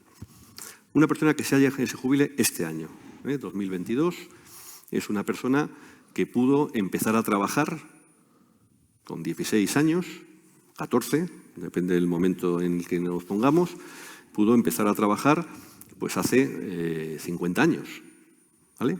Hace 50 años estaríamos en el año 71, 72. Sabemos que tenemos más personas cada año que se jubilan, que van a vivir más tiempo por el aumento de esperanza de vida y que la pensión de los que llegan nuevos a la jubilación cada año es mayor que las que van falleciendo, porque han tenido mejores carreras de cotización. ¿Qué ha vivido una persona que empezó a trabajar en el 70-71 y se jubila ahora? La crisis del petróleo del 73, toda la reconversión industrial en España en los 80, la crisis de la renta fija de primero de los 90, la de los .com, primero del 2000, la crisis financiera e inmobiliaria, que en España fue doble crisis, ahora la pandemia, y su carrera de cotización está generando las pensiones que está generando, que son muy desiguales, O sea, pero la pensión media nueva de jubilación está en este momento en 1.300 y pico euros y la pensión media de jubilación del sistema en 1.100 y pico. Está escrito que en el futuro, porque estos hay jóvenes que eran aprendices, que no cobraban, también había en aquella época. ¿Está escrito que esto ya no va a ser así en el futuro? Yo creo que no lo está. Pero que tenemos en los últimos 10, 12 años un ciclo especialmente negativo, con crisis sucesivas incomparables si no nos vamos a la crisis del 29 del siglo pasado, y que eso está afectando a nuestra población más joven, sin duda. ¿Qué tenemos que hacer? Tenemos que mejorar la predistribución, tenemos que mejorar la distribución entre capital y trabajo, mejorar su calidad del empleo, para que puedan llegar a un sistema comparable que contribuyen a financiar. Eso es legitimar los sistemas de protección social. Si no lo hacemos así, tenemos un problema esencial. Y es verdad que la precariedad, la rotación, por eso es tan importante que acabemos con ese círculo vicioso de temporalidad, rotación, tiempo parcial, que afecta sobre todo a las mujeres, que lo vemos también cuando la gente llega a la jubilación, con un impacto clarísimo de género, que tiene que ver con que la carrera de cotización de las mujeres es claramente inferior a la de los hombres. Las mujeres y los hombres trabajan igual hasta los 31, 32, hasta las edades que tú has indicado que son de primera maternidad. A partir de ese momento se produce la brecha y se mantiene hasta la jubilación. Cuidado de mayores, cuidado de niños, quién pasa tiempo parcial, quién renuncia al empleo. Pero esto es un hecho, y son hechos en los que tenemos que intervenir. Claro, son muchas piezas las que hay que tocar, pero sin duda hay que abordarlas. Carlos, y luego ya vamos cerrando con la intervención de Moisés. Me gustaría discrepar un poco, Carlos, sobre todo porque yo estoy aprendiendo, me parece un lujo de panel que habéis, en fin, y poder compartir este rato. No creo que sea flexible el sistema de jubilación en España, al menos en Navarra, y determinadas profesiones. Es verdad que no se puede generalizar, porque no es lo mismo trabajar en un trabajo pues, penoso, etcétera, como hay muchísimos, que un médico, un investigador, una investigadora, etcétera. Estoy hablando de determinadas profesiones concretas, no hablo con carácter general. Y ahí la flexibilidad es nula. O sea, aquí, por ejemplo, ha habido los últimos años, llegas a la edad de jubilación, te vas o te quedas. Pero lo que no hay es fórmulas posibles de utilizar... Sanidad. En sanidad. Eso es sanidad. Es que sanidad es muy peculiar. No, hablo de sanidad. Por eso hablo de sanidad, pero bueno, permíteme... Sanidad, personal estatutario, es que edad obligatoria de jubilación. Total. Creo que ahí se puede aprovechar y se debe aprovechar el conocimiento, la experiencia de gente. Hablo del mundo de la investigación. Es una barbaridad mandar a la gente a los 66 años a casa en el tal. Pero bueno, el otro tema que yo creo es que quizás debemos ser un poquito más ambiciosos. Hablo de algo que no conozco, por tanto ahí me sitúo como amateur, pero en el tema de cómo ingresar los impuestos. Es que parece que es como medio revolucionario hablar de los impuestos a las transacciones financieras internacionales, a los paraísos fiscales, a las grandes fortunas, como si fuera una cosa de los soviets, una cosa tremenda. O sea, a mí me parece absolutamente imprescindible, natural. Si estamos hablando de desigualdades, y desigualdades hay, y tenemos que mejorar el ingreso del Estado en general para todos, sea para completar las pensiones, la sanidad, lo que quieras. Hombre, habrá que imponer en el sentido impositivo, ¿no? De impuestos a cosas que es una barbaridad. ¿Cómo han crecido las desigualdades en plena crisis en esto? ¿Alguien de alguna manera ha aumentado su capital de una manera bestial? Eso hay que tasarlo, no puede ser de otra manera. Y parece que son propuestas como medio en los márgenes de lo que estaríamos dispuestos a tolerar o tal. Yo creo que es una cosa absolutamente natural. Y luego quería decir una cosa que es un matiz con respecto a lo que planteabas tú, porque me parece muy importante, ¿no? En una comunidad autónoma ha hecho ahora mismo la medicalización de la vida cotidiana, porque es una cosa que tenemos que quitar también rápidamente. Desamor, antidepresivos, examen ansiolítico, resfriado, antibióticos. O sea, esto es la vida, no es una enfermedad. Quiero decir, hablo de salud pública, hablo de promoción de salud, que si queremos mejorar, y creo que es el objetivo estratégico, el Estado en política sanitaria al menos, el Estado, la situación de salud de una comunidad, los servicios sanitarios contribuyen en lo que contribuyen y todo el resto de factores, hablamos de los determinantes sociales de la salud que conocéis perfectamente, contribuyen de una manera determinante al estado de salud de la comunidad. Y ahí entra también la prevención, la promoción del autocuidado, etcétera, etcétera.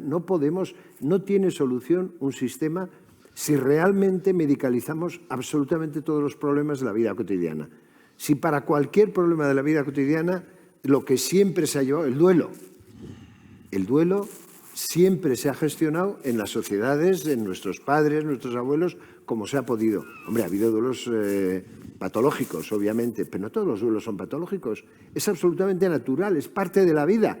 ¿Y ahora qué pasa? Que resulta que tenemos que psicologizar, que hay un montón de duelos que tenemos la necesidad de apoyo psicológico para gestionar los duelos. Hombre, no.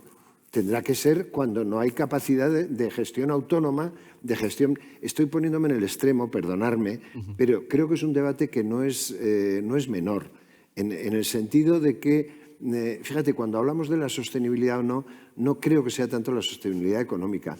Lo que no tiene mucho sentido es que sanitaricemos absolutamente la vida cotidiana. Creo que esa es otra reflexión. Estoy apuntando hacia la salud pública. Y me parece que eso también es un debate pertinente cuando hablamos del futuro sanitario y en relación, por ejemplo, con lo que es el envejecimiento, etcétera. Pero bueno.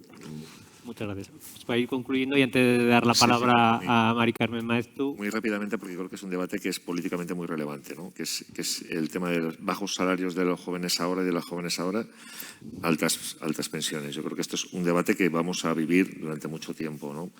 Yo tengo dos preguntas sobre esto. Lo primero es, si yo tengo 30 o 29 años y efectivamente recibo un 15% menos de salario por hora trabajada, y un 30% si tenemos en cuenta la renta salarial del año, ¿no? Porque hay precarización, hay, digamos, trabajos temporales, etcétera. La primera pregunta que yo me hago es, ese 15% que ahora alguien gana de más, ¿no? Ese 15%, ¿por qué no contribuye a las pensiones? ¿Por qué no puede contribuir también a las pensiones, ¿no? Porque, bueno, lo está haciendo a través de los impuestos, pero ¿por qué no legitimamos eso? ¿Por qué lo consideramos un error cuando efectivamente es legitimar eso? Y lo segundo es, ¿por qué pregunto a los mayores y no pregunto a quien me contrata por un 15% menos? Es que eso también es un elemento importante, ¿no? Y por eso insisto siempre en este tema de que la brecha fundamental no es entre jóvenes y mayores, entre ciudad y campo, entre hombres y mujeres, que también la brecha fundamental es entre ricos y entre pobres. Nos guste o no, es la brecha fundamental. Pues muchísimas gracias a los cuatro. ¿Me permites un segundo a lo que planteabas por completar la respuesta? Porque me parece muy relevante. Lo que planteabas es un problema real en el sistema sanitario, el asunto de la jubilación. Pero el acceso a la jubilación tiene más elementos, ¿no? O sea, España tiene un sistema de jubilación voluntaria, salvo en el sector sanitario. Y salvo donde se pacte en un convenio colectivo una jubilación forzosa, que además ahora se ha endurecido el hacerlo precisamente para dificultarlo. En lo demás, las personas deciden cuándo se jubilan. Y si se quieren quedar trabajando, se quedan trabajando. Y no se les puede obligar a jubilarse. La realidad es que la inmensa mayoría se jubila tan pronto puede. Y por tanto, ahí hay un elemento. Pero claro, es que ahí hay situaciones muy distintas. Es que no es lo mismo una actividad física que una actividad no física. Pero además es que la esperanza de vida de las personas que, según donde han trabajado, también varía. Y según su nivel económico. Por eso es tan injusto que en España la gente que gana más de 49.000 euros no cotice a la Seguridad Social por el exceso. Porque hay una relación directa entre nivel económico y esperanza de vida. Es decir, que además va a estar más tiempo cobrando del sistema de pensiones. Por tanto, estoy de acuerdo, no veo discrepancia en lo que planteas. Es verdad que en el sector sanitario, que rápidamente es, claro, es que ahí existe una edad de jubilación obligatoria que, en mi opinión, debería revisarse.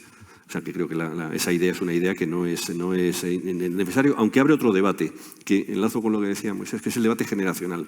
A mí me preocupa. España vivió un conflicto generacional en la transición, entre padres que vivieran en dictadura prácticamente toda su vida e hijos que veían las cosas de otra manera.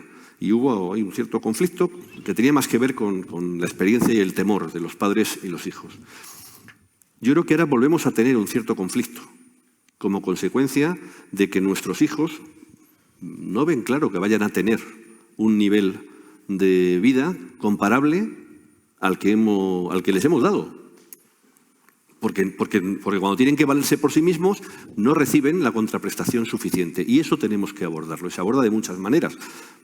Lo que plantean puede ser una de ellas, pero desde luego la más clara es que tenemos que legitimar los sistemas de protección social y los sistemas fiscales entre la población joven, y eso significa que tienen que acceder a un mercado de trabajo en condiciones completamente distintas a las que hemos tenido hasta ahora.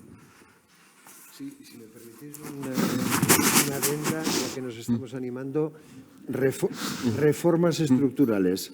La mejor manera de legitimar nuestros sistemas de protección, y hablo del que conocemos un poquito, el sanitario, es con las reformas imprescindibles para que realmente funcione y para que siga teniendo la legitimidad y la credibilidad social que necesita para sostenerse. Porque la sostenibilidad, se habla de la sostenibilidad económica, pero no se habla de, para mí, la fundamental, que es la social. Eso es. La que la gente reconozca su atención primaria, la valore, la quiera, la defienda, etc. Y eso es fundamental para que se sostenga, para que sea sostenible el sistema sanitario. Y eso pasa por las reformas imprescindibles, porque no hablamos de reformas. Y hay que meter más dinero en la atención primaria, claro que sí, pero hay que meter dinero con las reformas, porque si no ese dinero se pierde.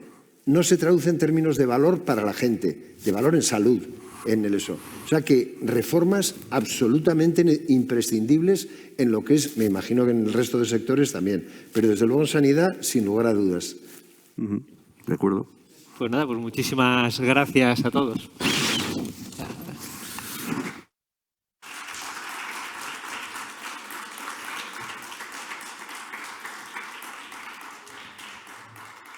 Bueno, está claro que el debate tiene mucha amiga y seguiríamos indefinidamente con esta interesantísima mesa de debate. Luego tendremos tiempo para con un café seguir charlando.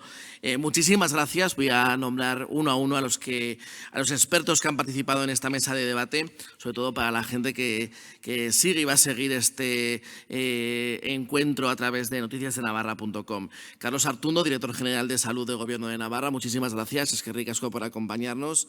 También Pablo Cebrián, director del Instituto de Estadística de Navarra, muchísimas gracias. Carlos Bravo, secretario confederal de Seguridad Social y Previsión Social Complementaria de Comisiones Obreras. Muchísimas gracias por venir esta mañana hasta Pamplona. Y también Moisés Martín, economista y consultor de Red 2Red. Muchísimas gracias por acompañarnos. Y, por supuesto, también a Luis Campos Iturralde, director general del Observatorio de la Realidad Social, que ha moderado esta mesa de debate. Muchísimas gracias a los cinco, eskerrik asko. Y bueno, para ir terminando esta jornada, este encuentro DNN, para clausurarlo, cedo la palabra a continuación a Mari Carmen Maeztu, consejera de Derechos Sociales del Gobierno de Navarra.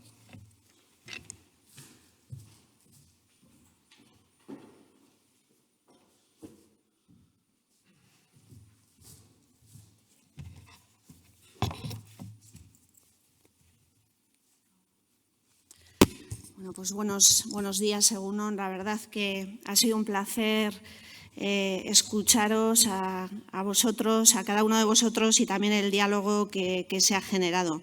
Reconozco que la aportación que voy a hacer yo hubiera sido mucho más interesante haber alargado 15 minutos más el debate.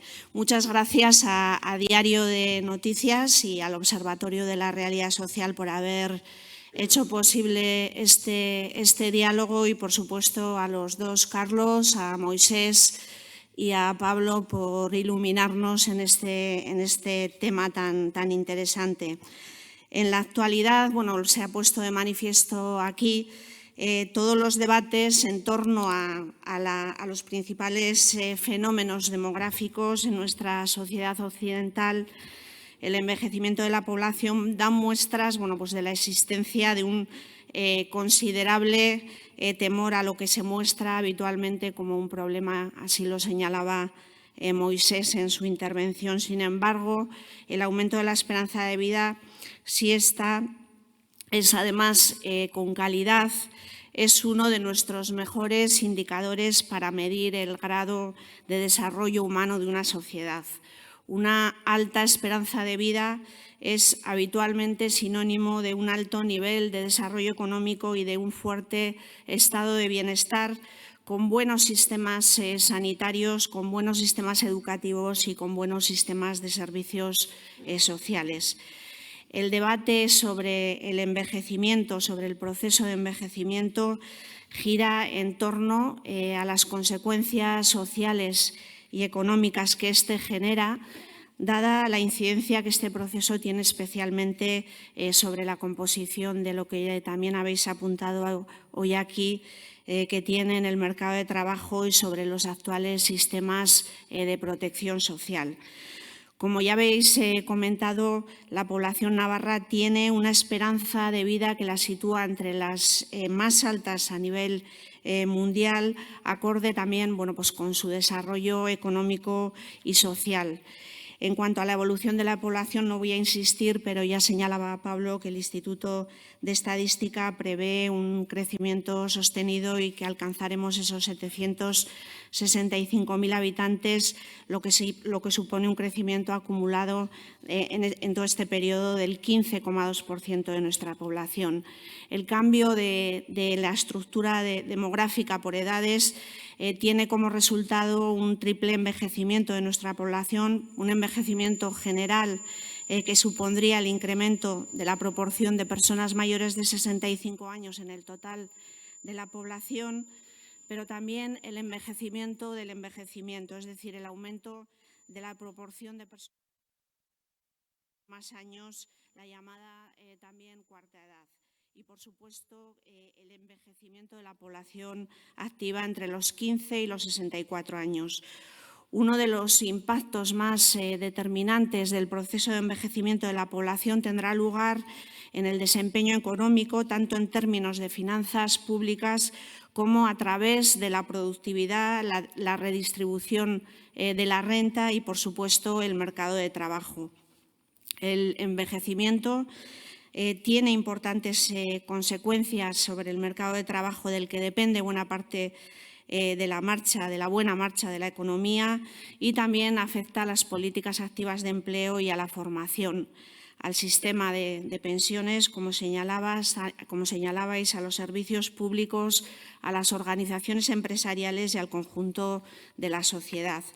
Si la población en edad laboral envejece significativamente y se pasa a una situación de escasez de mano de obra por ausencia de sustitución, el desequilibrio generado entre la oferta y la demanda de mano de obra puede acabar ocasionando desajustes importantes. Se prevé que en Europa la ratio de reemplazo de nuevos trabajadores por persona jubilada para 2050 sea de 2 por 1, cuando actualmente es de 4 por 1. Ante ello, ante esta situación, ante estas previsiones, entre otras muchas cosas, va a ser necesario seguir reforzando las políticas activas de empleo y de formación a lo largo de la vida laboral, de tal manera que tanto nuestra juventud como la que está por llegar a través de los procesos migratorios se adapte de la mejor manera posible a las crecientes demandas de nuestro mercado laboral. Quiero incidir en esa idea que señalaba Carlos de lo importante que es que hagamos políticas públicas también para fomentar esa emancipación de la gente joven como un elemento también muy determinante para abordar todos estos retos demográficos que tenemos.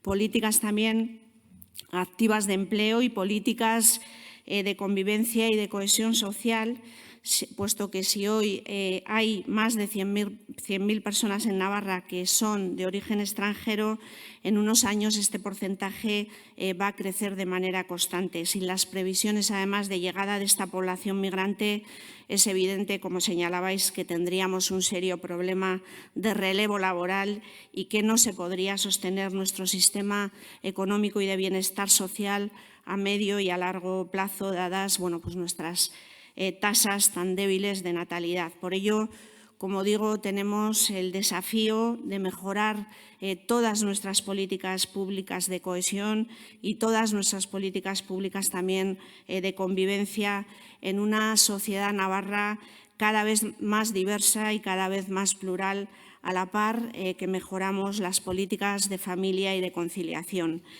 Pero pese a todos estos retos del envejecimiento, los próximos años van a ser también, se nos presentan como generadores de nuevas oportunidades laborales asociadas a una economía basada en la innovación y basada en el bienestar social.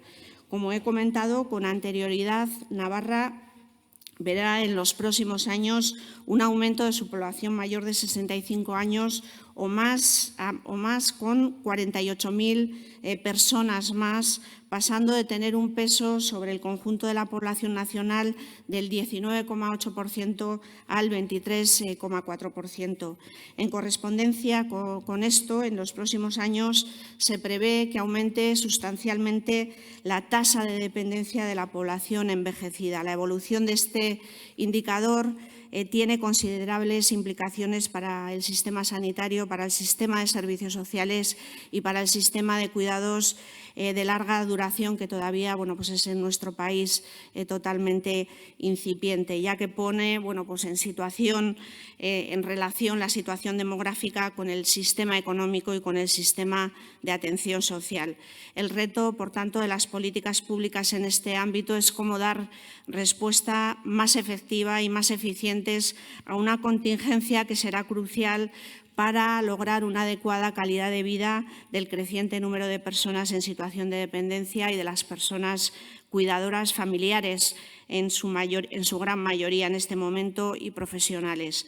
Todo ello partiendo de un modelo que ha de adaptarse a una cultura instalada en el vivir en casa en la medida que sea posible. Así lo reiteran en la mayoría de los españoles cuando se les pregunta en la encuesta del CIS dónde quieren envejecer, así lo manifiestan, contando en este caso con apoyos formales y con apoyos también informales. Se trata de potenciar un sistema que dé prioridad a vivir en el domicilio y que sitúe los servicios de ayuda a domicilio, los servicios de promoción de la autonomía personal, los servicios de atención diurna, la teleasistencia avanzada y otro tipo de recursos alternativos que de manera incipiente se están generando en nuestro país, como son las viviendas colaborativas y otros recursos de este tipo. Y es fundamental también, y lo señalaba Carlos, la coordinación de los servicios sociales y sanitarios implicados en la respuesta a la situación de dependencia a través de un desarrollo organizado, adecuado y con miras en modelos de atención, sobre todo a la cronicidad y centrados en las necesidades de las personas. Para favorecer este cambio, la planificación de estos servicios sanitarios y de los cuidados de larga duración debe estar integrada. Aquí en Navarra ya hemos empezado de una manera incipiente con este tipo de atención integrada sociosanitaria y debería de constituirse como un sistema de información único para la prestación de estos servicios, favoreciendo las figuras de profesionales de gestión de casos.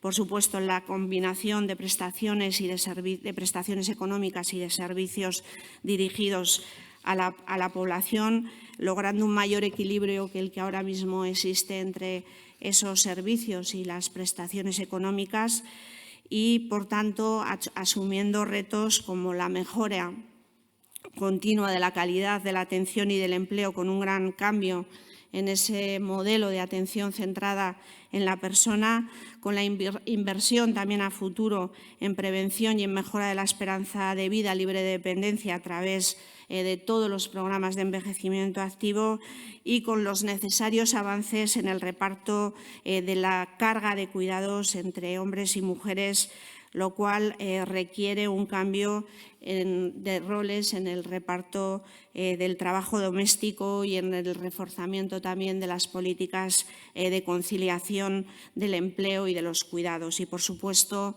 en la sostenibilidad financiera de todo este sistema a largo plazo. Acabo ya con un mensaje, como se lanzaba al principio, de optimismo. Nuestra sociedad no ha envejecido, se ha rejuvenecido y, por tanto, Navarra es probablemente una de las sociedades con mayor calidad de vida. Nuestro alto nivel de desarrollo económico y social y de nuestro sistema de bienestar ha hecho que tengamos esas mayores esperanzas de vida y, sin duda, los retos demográficos son muy importantes, pero si persistimos en la mejora de la competitividad económica y también en el refuerzo de nuestro sistema de bienestar, a la par que afrontamos todos esos imprescindibles cambios que tenemos que acometer en el ámbito ecológico y digital que también apuntabais, probablemente lograremos que estos retos a día de hoy se conviertan en un futuro a medio y a largo plazo en grandes oportunidades para todos y para todas. Muchísimas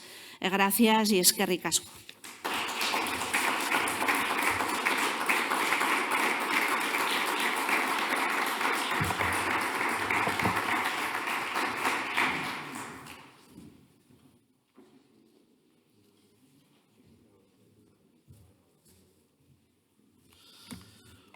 Muchas gracias, eskerrik asko, consejera Maeztu, por sus palabras de cierre. ¿Cómo afronta Navarra el reto demográfico? Es la cuestión que hemos planteado esta mañana, que hemos puesto sobre la mesa hace prácticamente 2 horas.